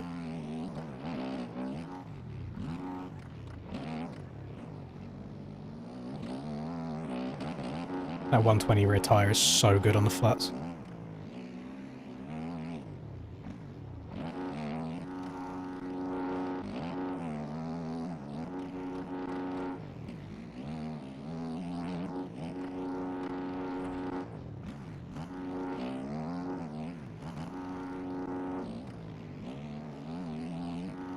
No, I scrubbed it too hard.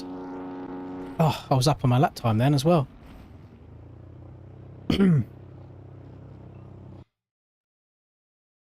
But I do think even the mid-pack 250 riders can still get through the rhythm sections.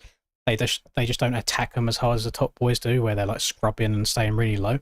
Whereas the scaling on these, I think even the mid-pack 250 guys are just going to double their way through most of the rhythm sections.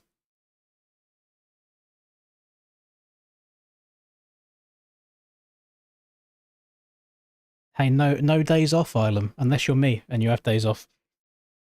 I'm building into this slowly right now because that's all of my life, ever since a teenager, I've yo-yoed in weight quite a lot. So obviously I've had many times of getting into shape, and because I'm quite stubborn, I always do too much too soon, and will like injure myself in the tiniest way, but in a way that impacts me quite a lot. So I had it before where like training for that marathon. How long ago was it now? Like 5 years ago. Half marathon 5 years ago. I went too far too soon, and I got like a hairline fracture on the bottom of my foot. So anytime I put weight on it, it was like agony. So I was like, okay, right now I'm out of action for a certain amount of time. So this time I'm just progressively building my way into it. At the moment, it's like every other day is a rest day, and then I'm doing like a 5k or a 6k walk so far, and then I'll take some more rest days away. So maybe I'll do like 5 days a week instead of 4. And then I'll start jogging, and then I'll just go longer length and, you know, just progressively build it up over time.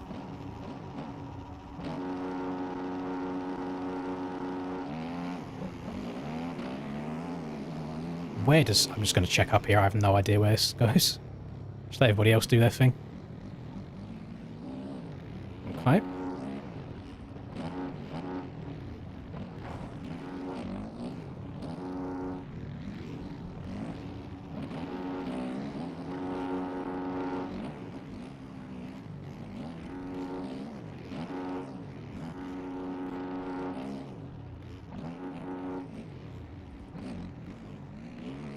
So that single into that corner does give you a little bit of a strange kick.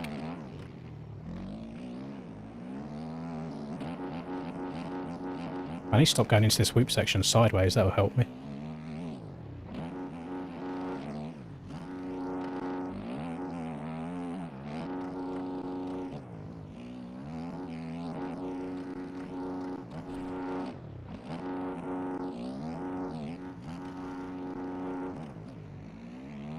Not scrubbed this as hard as well. Nice. Jeez, how's this happened? I'm in second place.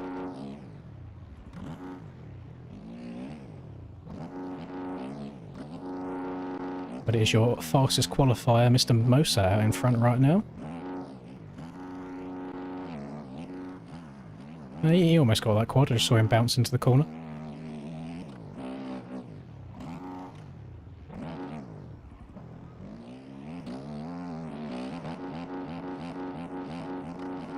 Oh yeah, munching the whips.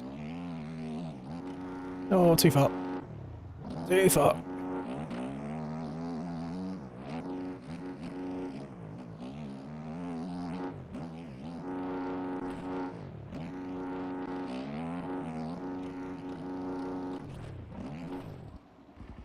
Okay.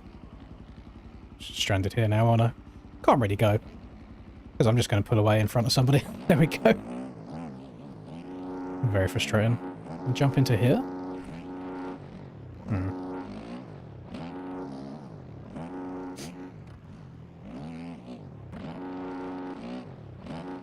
Yeah, KTM with a model swap, Elias. A couple of days ago I was going through all the bikes and I tried the Suzuki for a bit.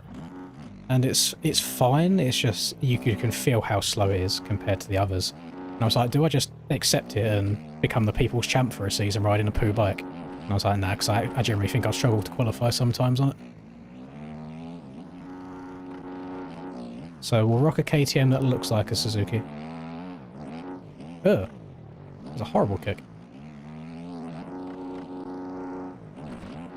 Went up there instead of going forwards at all.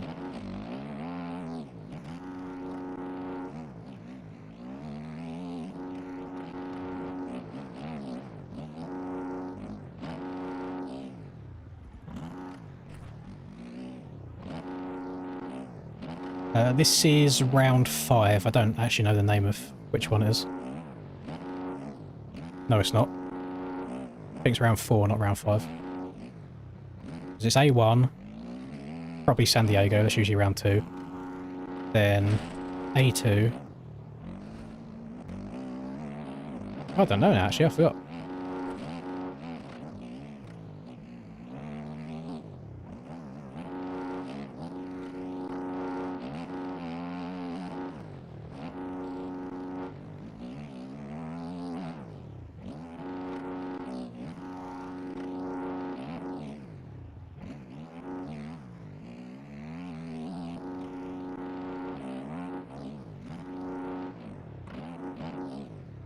It's actually crazy how much better I feel when there's a little bit of a road than just a pure flat track. Kind of feel like I can compete a little bit when there's some rough.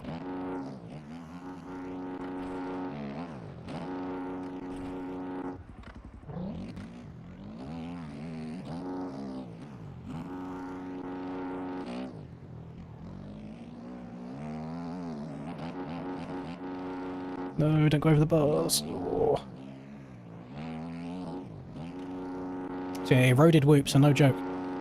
Best thing you can really do is try and just move around left to right and try and stay out of the road. Just get away from it completely.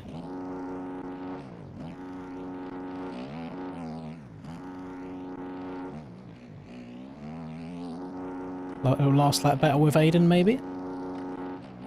For P3.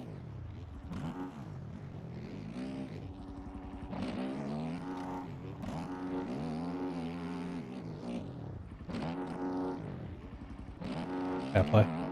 Got that. Oh my god.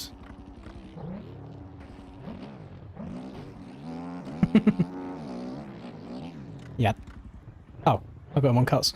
Did I not get... I don't think I got any cuts in that last corner. Hang on.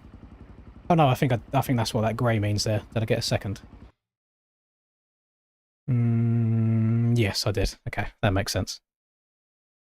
I'm very well, Endo. Happy 2026 to you as well, sir.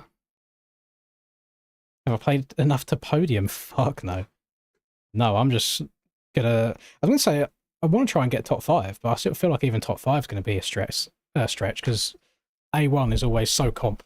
Let's start off with qualifying first. Let's get that far, and then we'll see how it goes from there.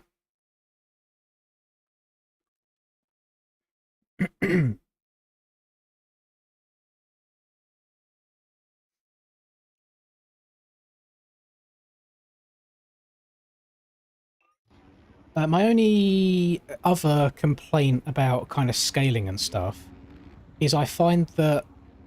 Where is it? Oh, there's not... You know on A1, hit the finish line, left, rhythm section, right, Supercross triple, left, rhythm section, left. That next weird little step on, step off thing, it makes things really one-lined because you can't... The downside, so you step on, you step off, but if you went to step on, just that, the little drop down after that, so as if you was going to like double up and over the whole thing, is so steep compared to the angle of the takeoff that you get. You can't downside it properly to then get a decent run at the rest of the rhythm. So it makes there just one line through that entire rhythm section. Whereas I think if he built the face up of the initial step a little bit, you could then jump over, downside it, and then get into a rhythm after that. And I feel like there's a similar thing here, where the angle of this doesn't let you arc up and over enough to downside this nicely to then hit the rest of the rhythm again afterwards. So I think it's any of the on-offs, the downside of the on-offs are too steep to make them viable. Hello, L21. That's the only other thing that I've noticed. Hello, Austin. Welcome to the stream. You're going to Houston. Very nice. Very nice. So I'm excited to watch some Supercross this year, gamers. I really, really am. I said at the start of the stream, but I know people come in and out at later dates. I'm a big Jet Glazer, but I think him not being there, he is going to open it up for some just really good racing. I think there's so many different people that could win. Right, next up we are doing round 5, whatever round 5 is. Round 5, save, start, wins, 2026. Who am I picking to win A1? Oh, I really don't know. I think there's too many variables. Yeah, I'm just going to pick Kenny. Just because he looks so good in WSX. And because Tomac still needs more time on the KTM. Sexton probably still needs more time on the Cowie. Malcolm's good. I just don't know if he's winning A1 level of good. Cooper Webb's never usually great for the first few rounds until they move coasts. Justin Cooper's decent, but I don't see him winning. Jason Anderson looks good on the Suzuki, but not better than Kenny. So there's just a lot that can happen.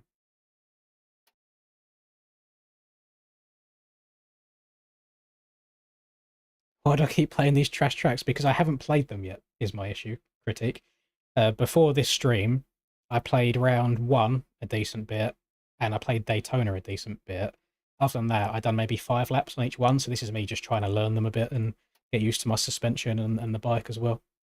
Just a tiny bit of last-minute grinding before the season starts.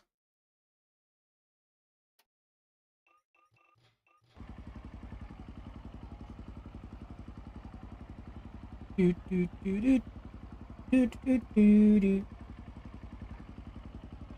I think we've increased the Just Giving page today, by the way, gamers, by like 180-ish pounds in one night, which is kind of crazy.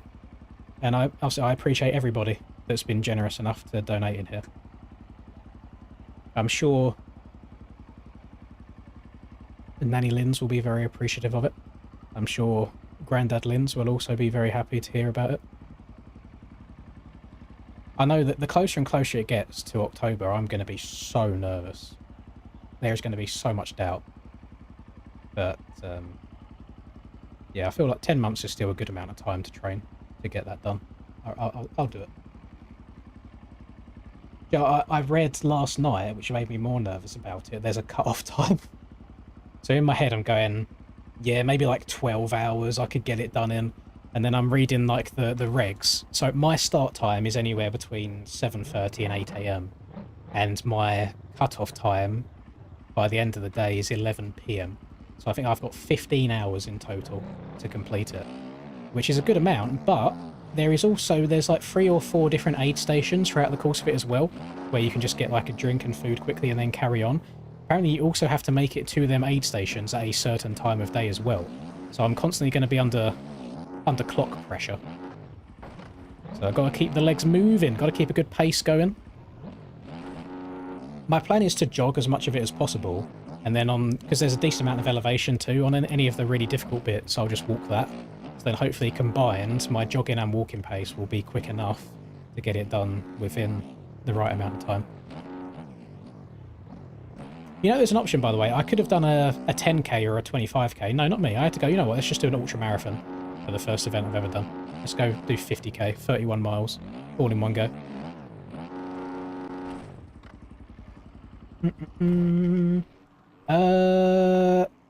Oh, it should be the pinned comment. Austin, I think I've pinned it. Actually, let me close that poll down, because I know sometimes they overlap each other, don't they? Don't know why that poll's still up. End poll. Is it not going to give me poll results? Oh, there we go. 88% of people are excited for Anaheim 1. Love that.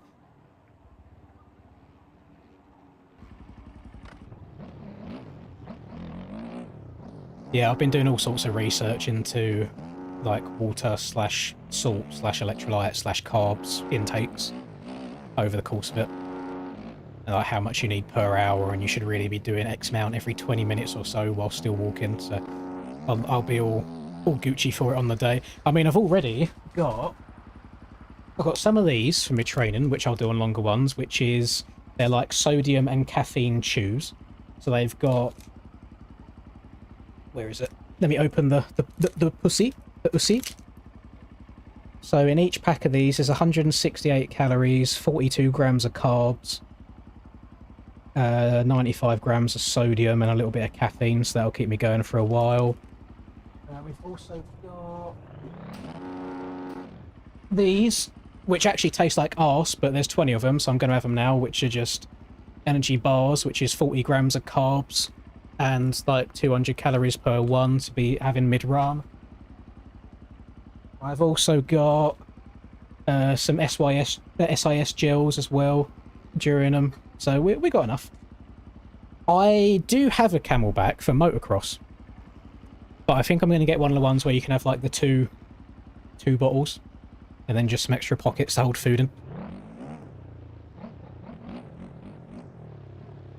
Doesn't allow I had no idea it didn't, Austin. I apologise for the inconvenience. Yeah, you'd think they'd allow that. That's like the easiest way of paying for things, isn't it? And obviously, you don't have to, but thank you very much in advance. Ride Nutrition is the best stuff to use. I've had the page open for the last few days looking at it. So I see they do some like dissolvable tablets for electrolytes and stuff. And I'm a bit of a Billy Bolt fanboy myself, so you know, got to help the boy, support the boy. So I will probably end up getting some.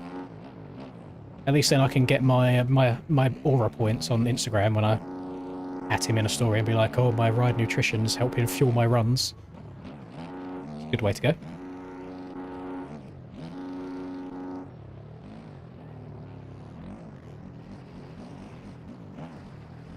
Oh, yes. I have a new headset in the cupboard next to me that Linda bought me for Christmas. I just haven't plugged it in yet. I will do. I'm good, thank you, Cordial, thank you. Hope you're good too.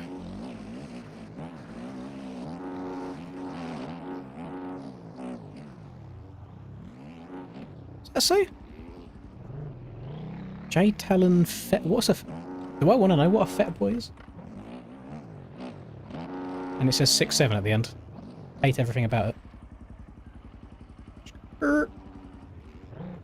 it. I'm good, thank you, Strider. Does a step over table have a steep landing? Probably. I've seen a lot of people complain about this whoop section, by the way. Hadn't actually hit it on a KTM yet. That was actually perfect. On my Fantic, I couldn't keep the bike down because you're hitting it so fast. I was kind of like jumping 3 or 4 whoops deep every time and getting hella sketchy. But yeah, I seem to be able to soak it up quite well now.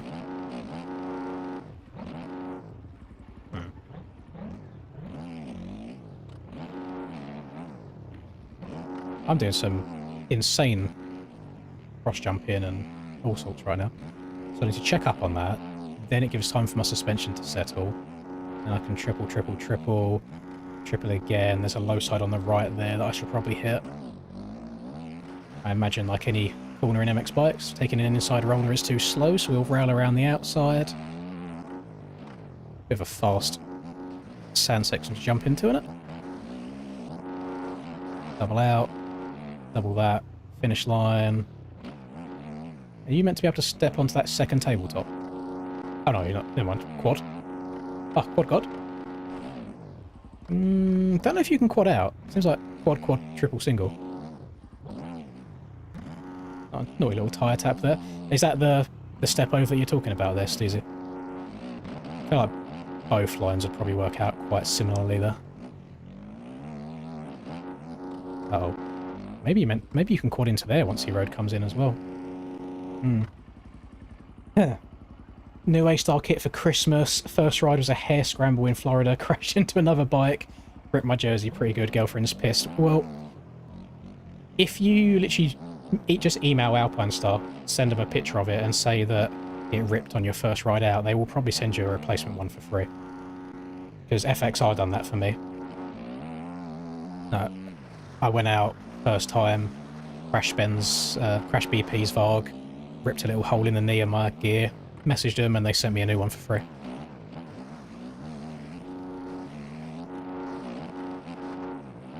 Oh, thank you very much, Stephen.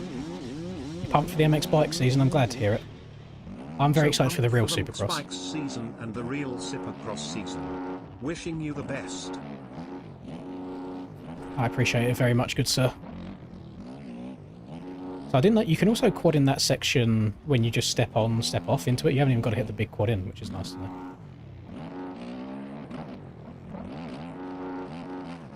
Big W's for Stephen. Is Aiden quadding in there? No, he's just going triple there. Triple again. I don't know if Huskman is still... He's probably not. But in regards to this new max HUD, I had the issue earlier where it was only displaying like... Actually, no. 1, 2, 3, 4, 5, 6, 7, 8, 9, 10, 11, 12, 13, 14... That's still too many. Stand-ins. Oh no, it is on 14 now. So I had it on 10 before and it was only showing the top 8. And then I changed it to 14 and now it is actually showing 14. Well, we'll change it back to 10.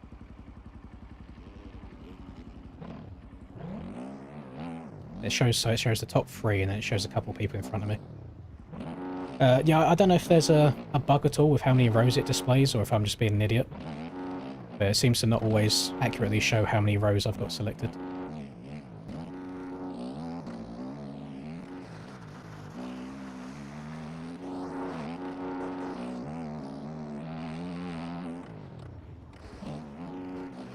Quite like jumping into the sand there, but it does scare me of how one-lined that's going to be on race day. If I came up short, I would have had my nose taken clean off.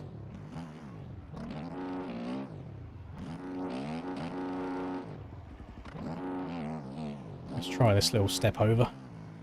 Step over that. Little tyre tap. Oh, he loves a tyre tap.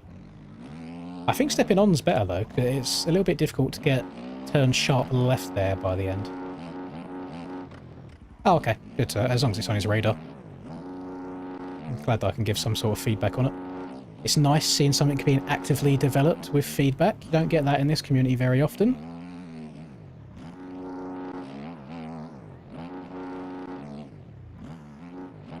I keep jumping to the left here. I think it's just because I'm scrubbing left, but I need to hit that low bit without running into the old Reaper Dog bales. A tiny bit more road in there and you're going to be able to hit that wide open. I want to get one clean lap before I start a race around here. Oh!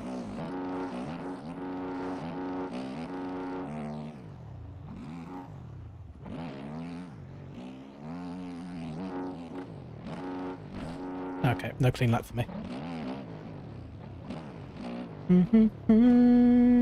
Have any issues, you can DM Thomas, should have a few message requests. Oh, okay. Okay, thank you.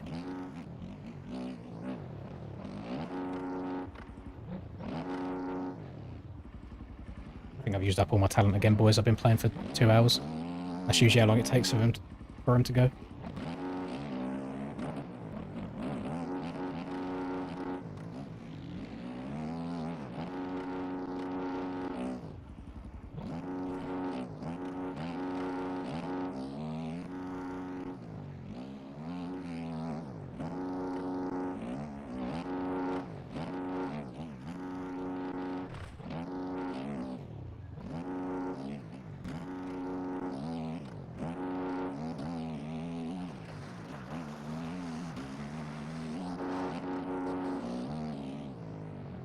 think mouse bikes make insides more viable. No, I kind of agree with your second point there. That, to me, the mouse bikes feel better where you kind of run it in deep into a berm, cut down, then power out. Like, cut down quite sharp. I think you tiptoe quite a lot if you're slow on the inside.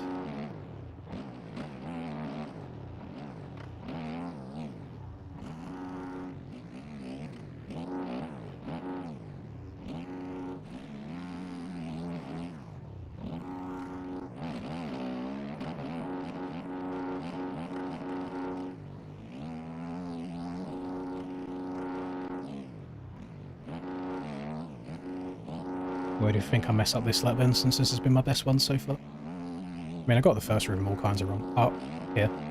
Oh, get it! Yes! Barely! I'm just gonna hit the left side. Too scared to flirt with the bales.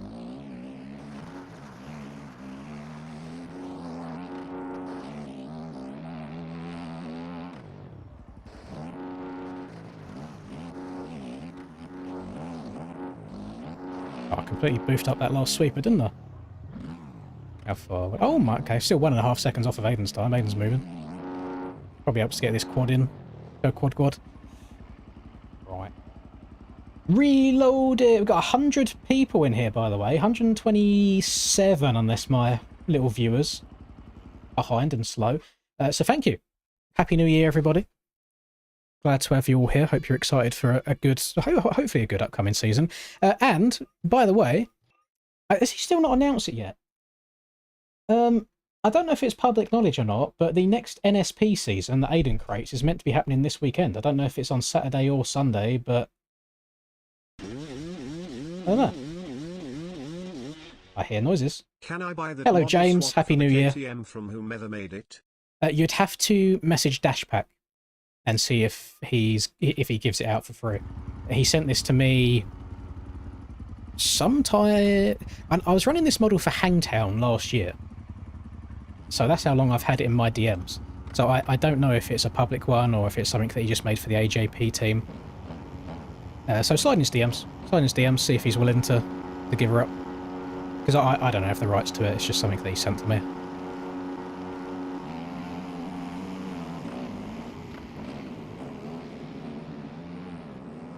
Just gave Spink the worst start of all time.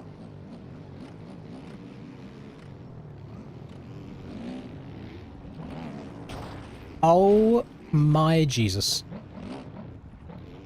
That is some MX Bikes collisions if ever I've seen them. That's the attitude I need to have in race. I wasn't looking at the screen. That's the attitude I think I need to have in the actual aerial races, is just like, shit crash, it happens, and then carry on playing.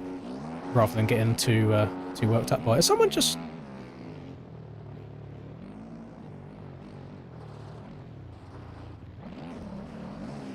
I don't think that was... I think someone... I swear I saw someone on a Yami there just absolutely beeline it on the start straight and not brake for the sand. Sorry, Kelton. Rest in peace. That's what you get for being good IRL, scumbag.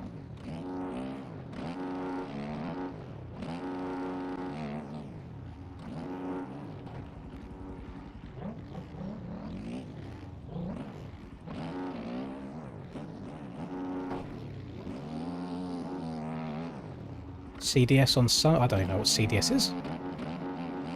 So many series that go on nowadays. But if I am being honest, so let's say NSP is on Saturday. There is no part of me that wants to spend both of my weekend days playing MX Bikes. And I feel like that's a fair take. Oh, I'm Snowy, I'm so sorry. Oh, I've scumbagged it. I'm riding like an absolute hazard. That's why I can't be annoyed when I get crashed into now as well, because I'm causing a lot of the issues myself.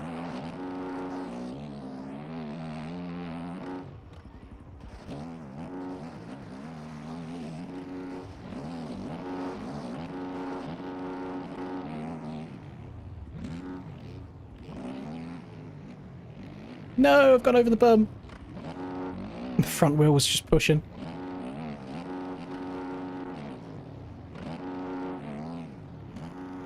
Check. Oh, little naughty line there from Mr. Cum.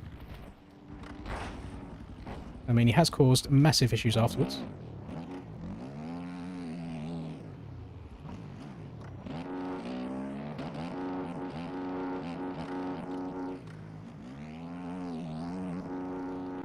all the hot laps that I've seen so far on these tracks, the fast boys are just stood up around these berms, and every time I try and do it, I either go over it, or the back end slides, or the front end tucks. I don't know how they get such good grip, and I'm on the 120 rear tyre as well, so it should be grippier.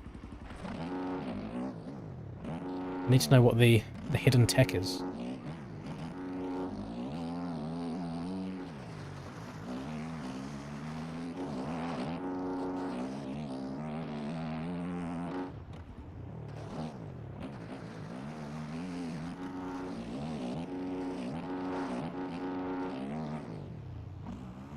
Too far to the right.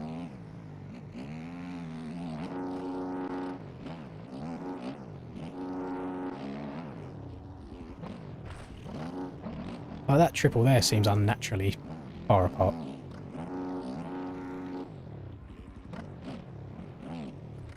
I think I've played this game for too many years where I've built some kind of PTSD from it, because anytime I see somebody off the track rejoining, I feel like they've just cut and they're beelining it to somebody, rather than just rejoining normally because they've gone off.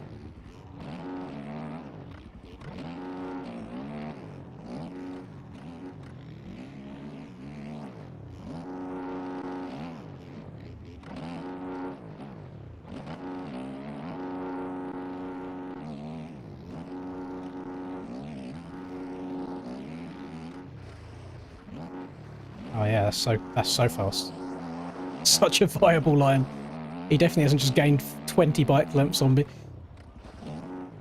Ah. We love Supercross. We love it.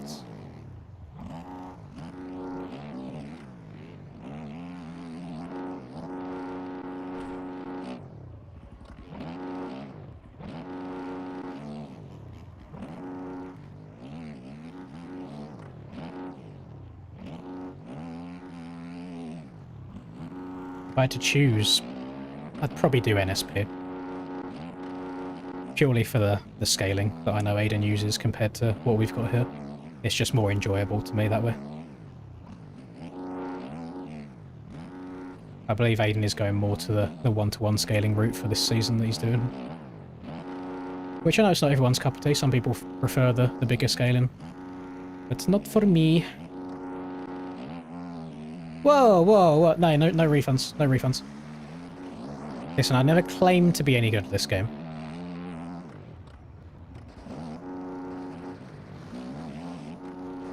I'm kind of half-arsing it as well. I'm half paying attention, half reading chat.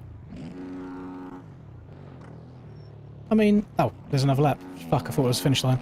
I mean, the lap I just done there was a 103.7, and the leader's last lap was a 103.1. So it's only a little bit slower.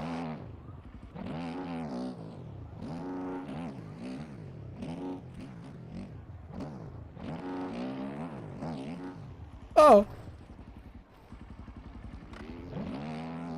No way I'm getting over this, am I? Clean!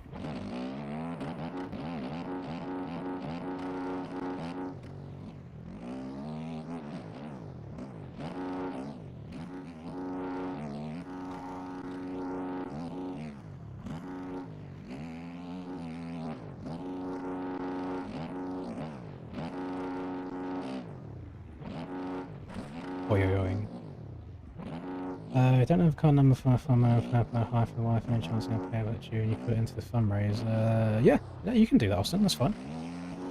Yeah, I'll just put it on there and say, like, from Austin or something like that. That's no problem at all. That's a good little workaround, thank you very much. I appreciate the commitment to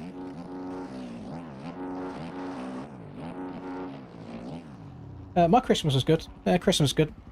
Well, it was good and bad. It was bad on Christmas Eve, because obviously I visited my my nan in the current shape that she's in. Not ideal. But then at Christmas Day, it was a little bit sad because it was like super quiet, because usually the grandparents come and spend the day around as well. So it was just my mum, my dad, my brother, me, and Linda. That was it.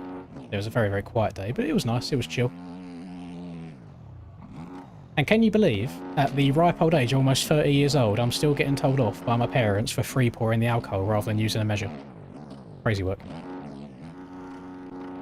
And then I measure it out, and it's based, and like a double was basically what I was pouring anyway.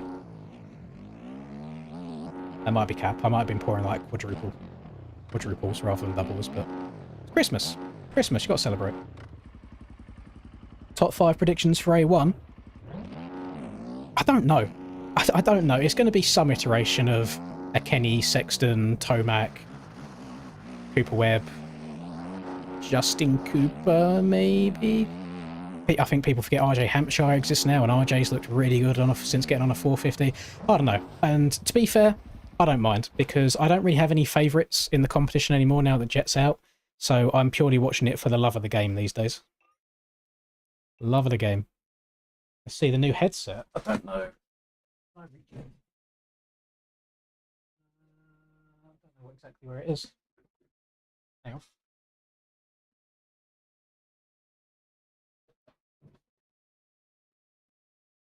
Oh, I've got short little stubby arms. I can't reach it. Oh. There we go. So it came in this nice protective bag as well.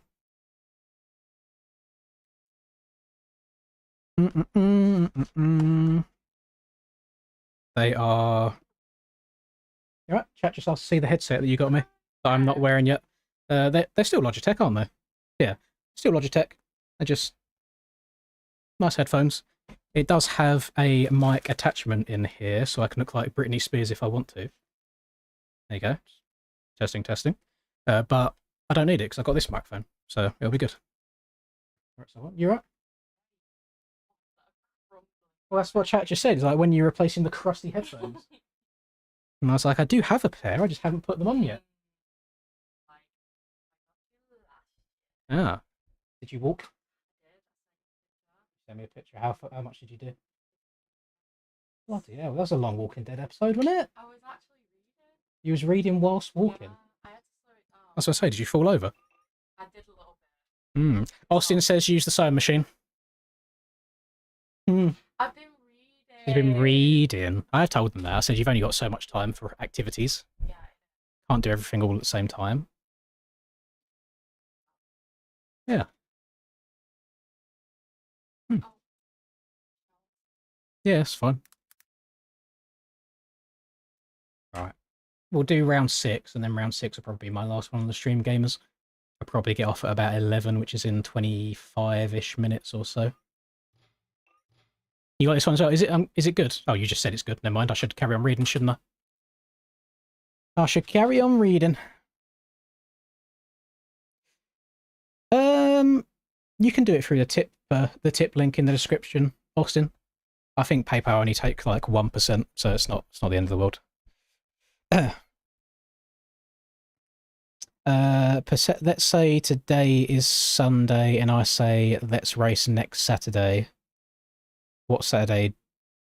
I think you mean the very next Saturday that's coming up. So in a week's time, well, in 6 days' time, instead of a week and 6 weeks' time. Instead of a week and 6 days' time. Because that is, to me, the next Saturday. Stone Rider fixing bows, lovely. I don't know, Dusty, you're probably the best person to relay this information to him, because I didn't do it in the best of ways after my long video bitching about the tracks coming out so early. On Daytona, there's a couple of ridiculous lines, like sending it from off the track over the finish line, the rhythm section after the finish line, just jumping super high. I just think a couple of invisible barriers above the finish line and things like that would be good to stop stuff like that. On most of the tracks, to be fair, just to stop people even trying to do it. And then on Daytona as well... Oh, Austin, you fucking legend. Thank you so much. Thank you so much. Actually, whilst we're joining this server, I'm going to do this right now. I'm going to do this now.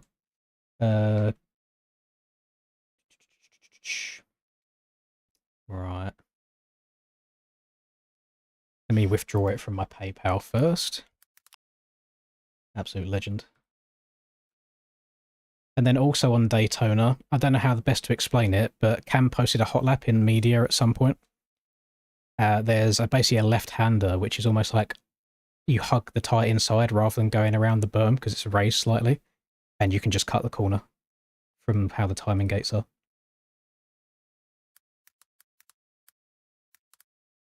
But it's nice to hear that stuff's changing. I don't know if you have any information whilst you're here, Dusty. Is anything being done about the table on Anaheim 1? Because at the moment, everyone's just hitting the most retarded of line over it to go super, super fast. And it would be nice if it could be properly slowed down.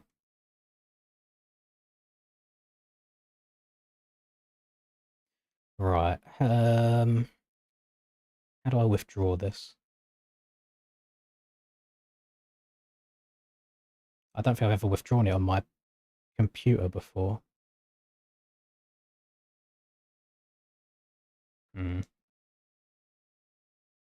I should have just done this on my phone, shouldn't I? Yeah, hang on. Let me do it on my phone. Sorry for the delays. We've got money to give to charity. Thank you to Mr. Barnes. Done.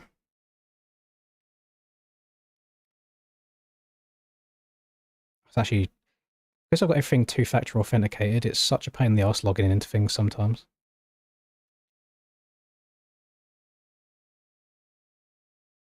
But it's worth it for the protection. Right, skip that. Click on that.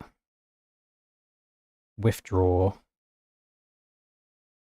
Bank account.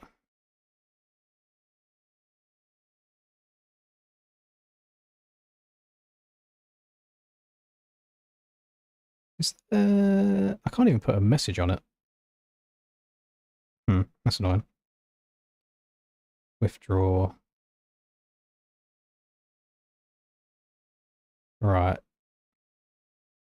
So PayPal took £10 and 8 cents, or 8 pennies of that donation. That's annoying.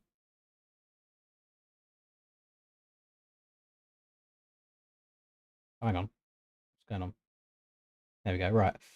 So 189.92. Continue. Name to appear. Austin Barnes.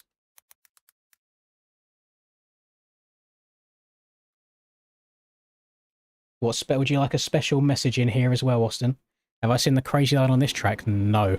I mean, I've not done majority of these tracks for more than 5 laps or so.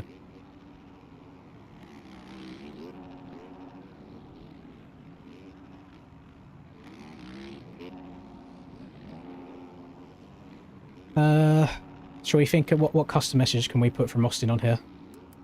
I just do gotta go fast since that's what we've done. Oh, never mind, I'll do Linda's #1 hater. Continue. Oh, wait. I can do it from PayPal. I could have just done it straight from my PayPal. That's annoying, I withdrew it. I could have done it straight from there. Card payment. Hang on, now I'll get my card out. God damn it. What are you doing to me, Austin? Maybe it's just an international thing, since it's a UK page.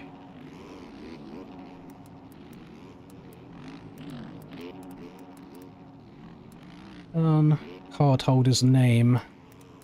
What is my name? What are my full government tags? This card doesn't expire until 2029. W. I do hate getting a newish card though, because I can never remember like the security code and stuff.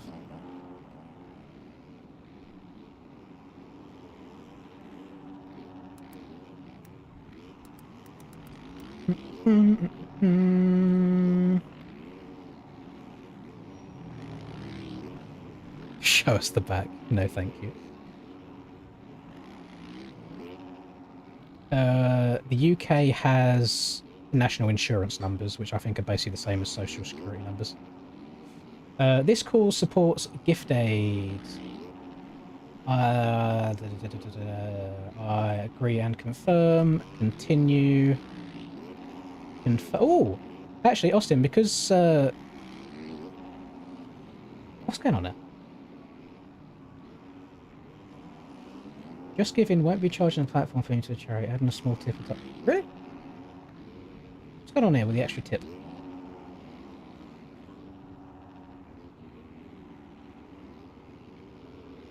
Oh, okay. I see. Very strange. Continue. I do not want to stay in touch. I'm happy to share my contact details with Linz for the purpose of thanking me. Just make the donation, please. They do make this difficult to do. It's going through. Completing your donation. Thank you very much, Spink. There you go. Thank you, Austin. Thank you, Spink. There's actually an additional £47 there on top of that 189 from Gift Aid. So, BW. I think we're already over the £370 mark that I need to make to even show up. And thank you as well, Leo. I appreciate that. Thank you, Mr. Selfie. Yeah, £451. Outrageous. Thank you so much, everybody. So that's it. It's locked in. I am doing it now regardless. So, 275 days of training. God, 50k is a long distance. 31 miles, you know. 31 miles is a lot of distance to run. Alright, let's try this track out, shall we? I've got 15 more minutes. I have somehow pressed the record button. I don't want to do that. My frames will go to poo. Stop recording. There we go. Big for the... like, the thing is, it's obviously going to be something very, very difficult to do. But I should be in such good shape by the end of it. I should definitely be able to hold on to a motocross bike for a little bit longer than 2 laps before I blow out my arse. Although it is all going to be leg training, I suppose. But, I mean, the cardio will help regardless. It'll still help your body pump blood through the system quicker. Should be less lactic acid build-up. Well, still get arm pump, just won't be as bad.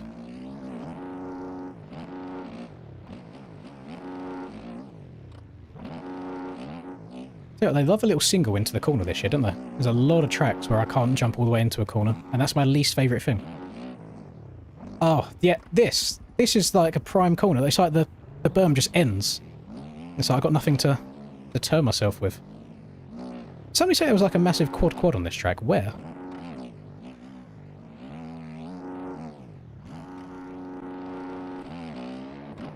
Is there any rhythm sections long enough for a quad?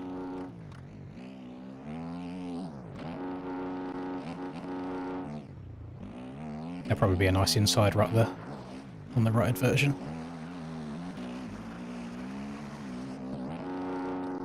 Oh yeah, maybe you can do a big triple in there and then hit a massive jump after it. Hey, I wasn't going to be backing out anyway. I've said to these guys earlier, because it's not me that I'm letting down, is it, if I don't do it? It's Big Nanny Linz. I guess you mean quad through there. That looks like a better place to quad. That looks more doable. As soon as this stream's done as well, I'm going to go and hop on the walk pad that I've got downstairs and just go and spend like an hour or do 5k walking on that as well, just to get some more steps in. I feel like it all counts. Oh, it is out of the sand. So you just have to row the piss out of the sand and then triple your way in. And then hit a big line after that.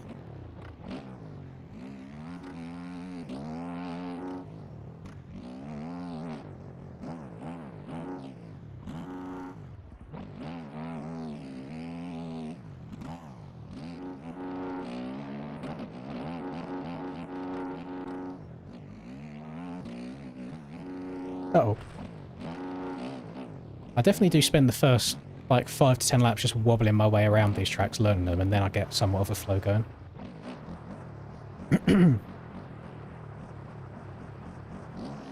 I know, I saw... Do you remember that Ryan Villapoto documentary back in the day?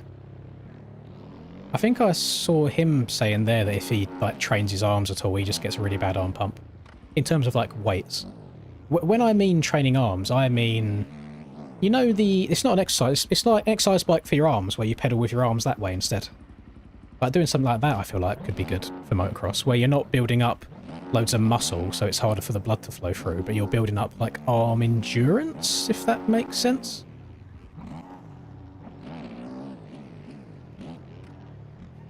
Think of it as 6 5k jogs with a 1.24k penalty.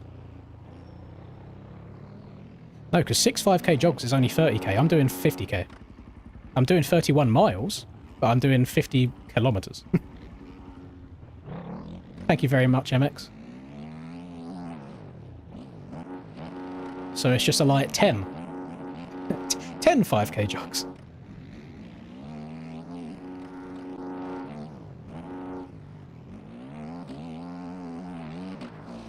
Yeah, so it's like where I'm going, it's a massive loop, but there's also a 10k loop and a 25k loop.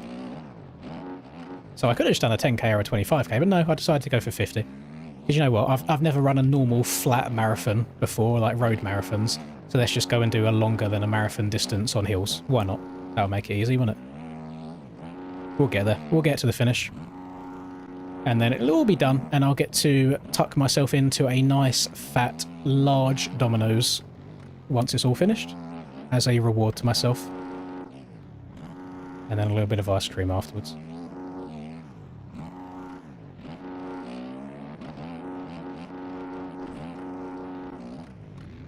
Oh.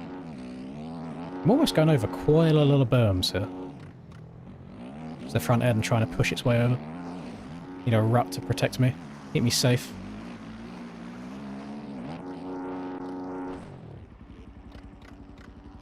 How'd you get the pop for that? I feel like I'm not getting any height, I'm just getting distance. Oh no, I'm a big Domino's enjoyer. Big Domino's enjoyer. It could be a country thing as well. Like our Pizza Hut here is shit. I don't know if Pizza Hut in the US is any better.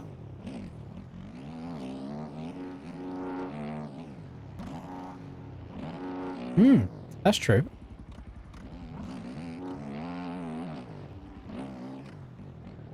Yeah, I could just pass away. I could reach my expiry date mid-run. Yeah, no, I'm not a big Pizza Hut fan. So we've got... There's Pizza Hut restaurants here as well, and usually if you go and eat it in the restaurant, the pizza's actually alright, but any, like, delivered Pizza Hut that you get, any takeout Pizza Hut is just dripping in grease and horrible. I don't understand why they're so different to each other. Papa John's is alright. I do still prefer Domino's over it. Not Domino's overall. Didn't Papa John get fired from his own company because he's dropping hard R's? I feel like that's what happened.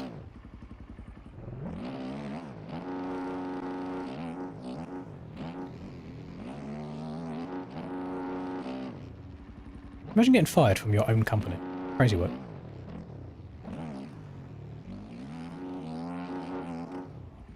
Bass is just not the response I expected to hear from that.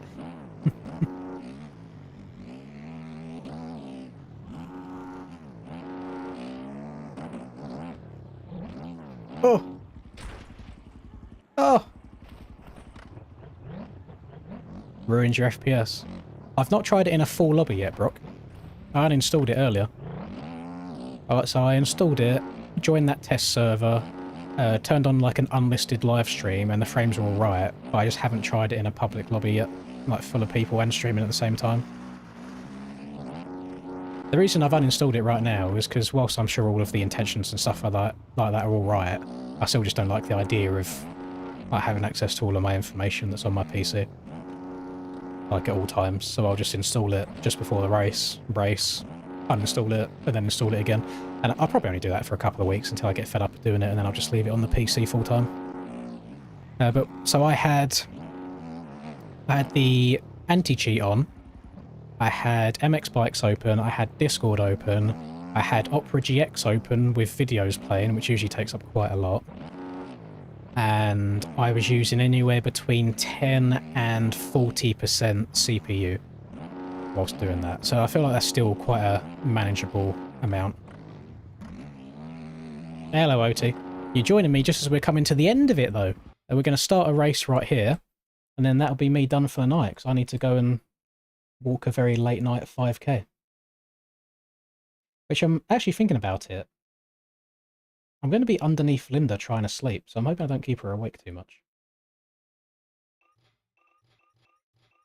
Right. Let's get this last one going. It's been an alright stream. Been nice and casual. Again, before we start this last race, I want to say a massive thank you to everybody that has donated to that Just Giving page.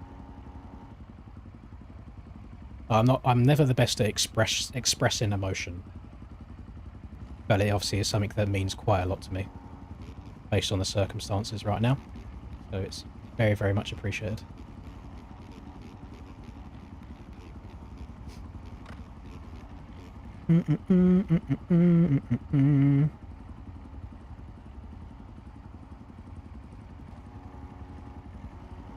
I think my mum said she's going to be doing a 25k, I think it is. So 13 miles.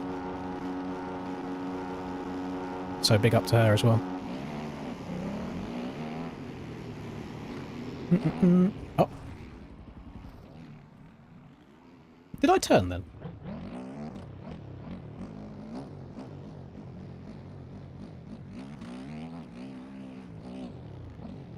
Or did somebody turn into me? I'm that out of it. You know, the bad news I've got for you guys is because this stream is titled A1 Countdown, kind of means that I have to do it again tomorrow, right? If we're counting down to it. That means you guys have to hop on and play some more of these tracks with me tomorrow as well. Oh, Stone has just ruined Dusty. Oh, I'm alive. Hey, Dusty left the door open. It's all fair game.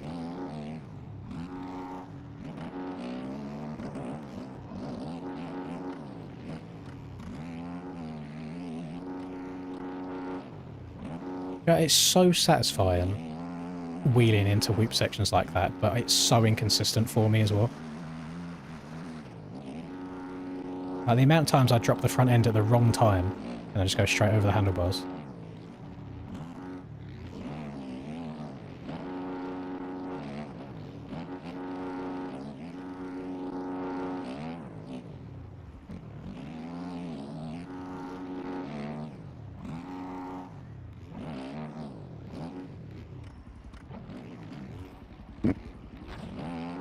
I wasn't even trying to take him out, I was actually just trying to check up so I could cut down tighter, but the front end said no.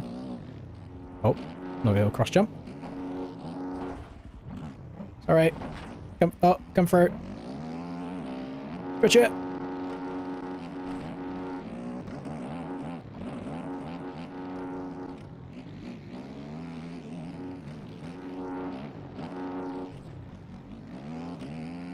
Keep checking over my shoulder to make sure nobody's going to do it to me.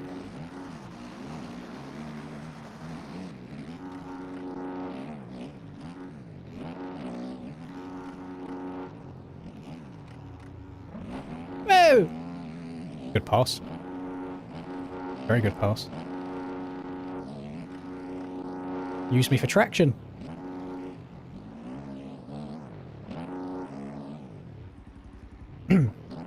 Stream only has to be 10 seconds. That's very true. I can just roll my intro and then just end the stream. I haven't actually got to do anything.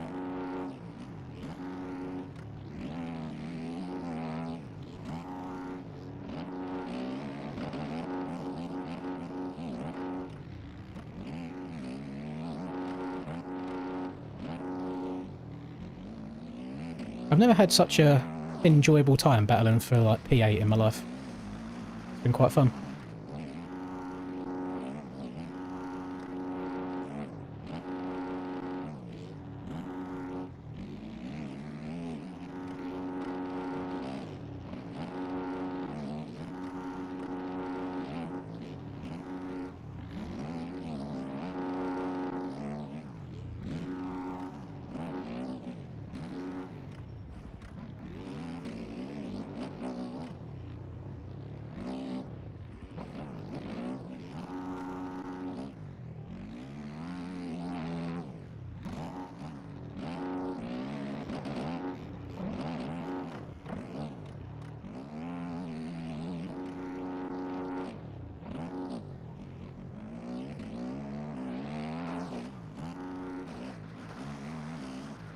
No, don't go over it. Oh! So close there. So close to tipping over the edge. Yeah, my jumps into these berms are really, really bad. I don't know, I think I'm just jumping too far. I need to soak them up more.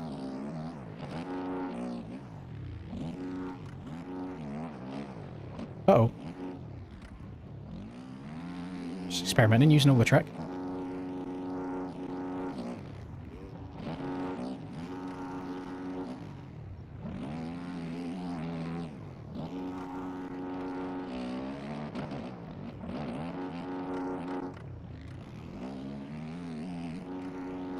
Me and Jared have kind of been munching these last 2 laps.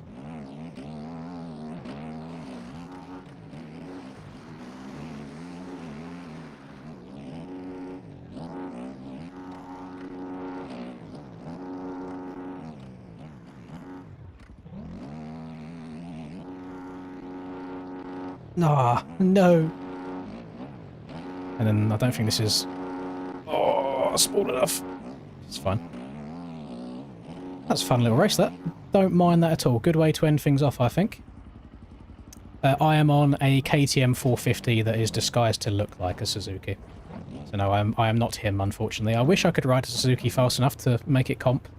But, no. No, no, no, no, no.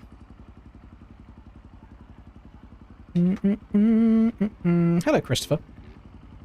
Right, gamers. Again, I thank you very, very much for everyone's generosity today. I'm probably going to pin that Just Giving link to the top of most of the streams that we do, just because, you know, more eyes on it, the better. Yeah, all give yourselves a big old pat on the back. You're all very good humans. I appreciate it.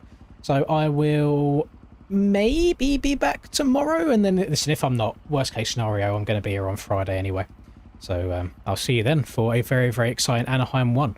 So enjoy the rest of your nights, and I'll see you real soon. Good night.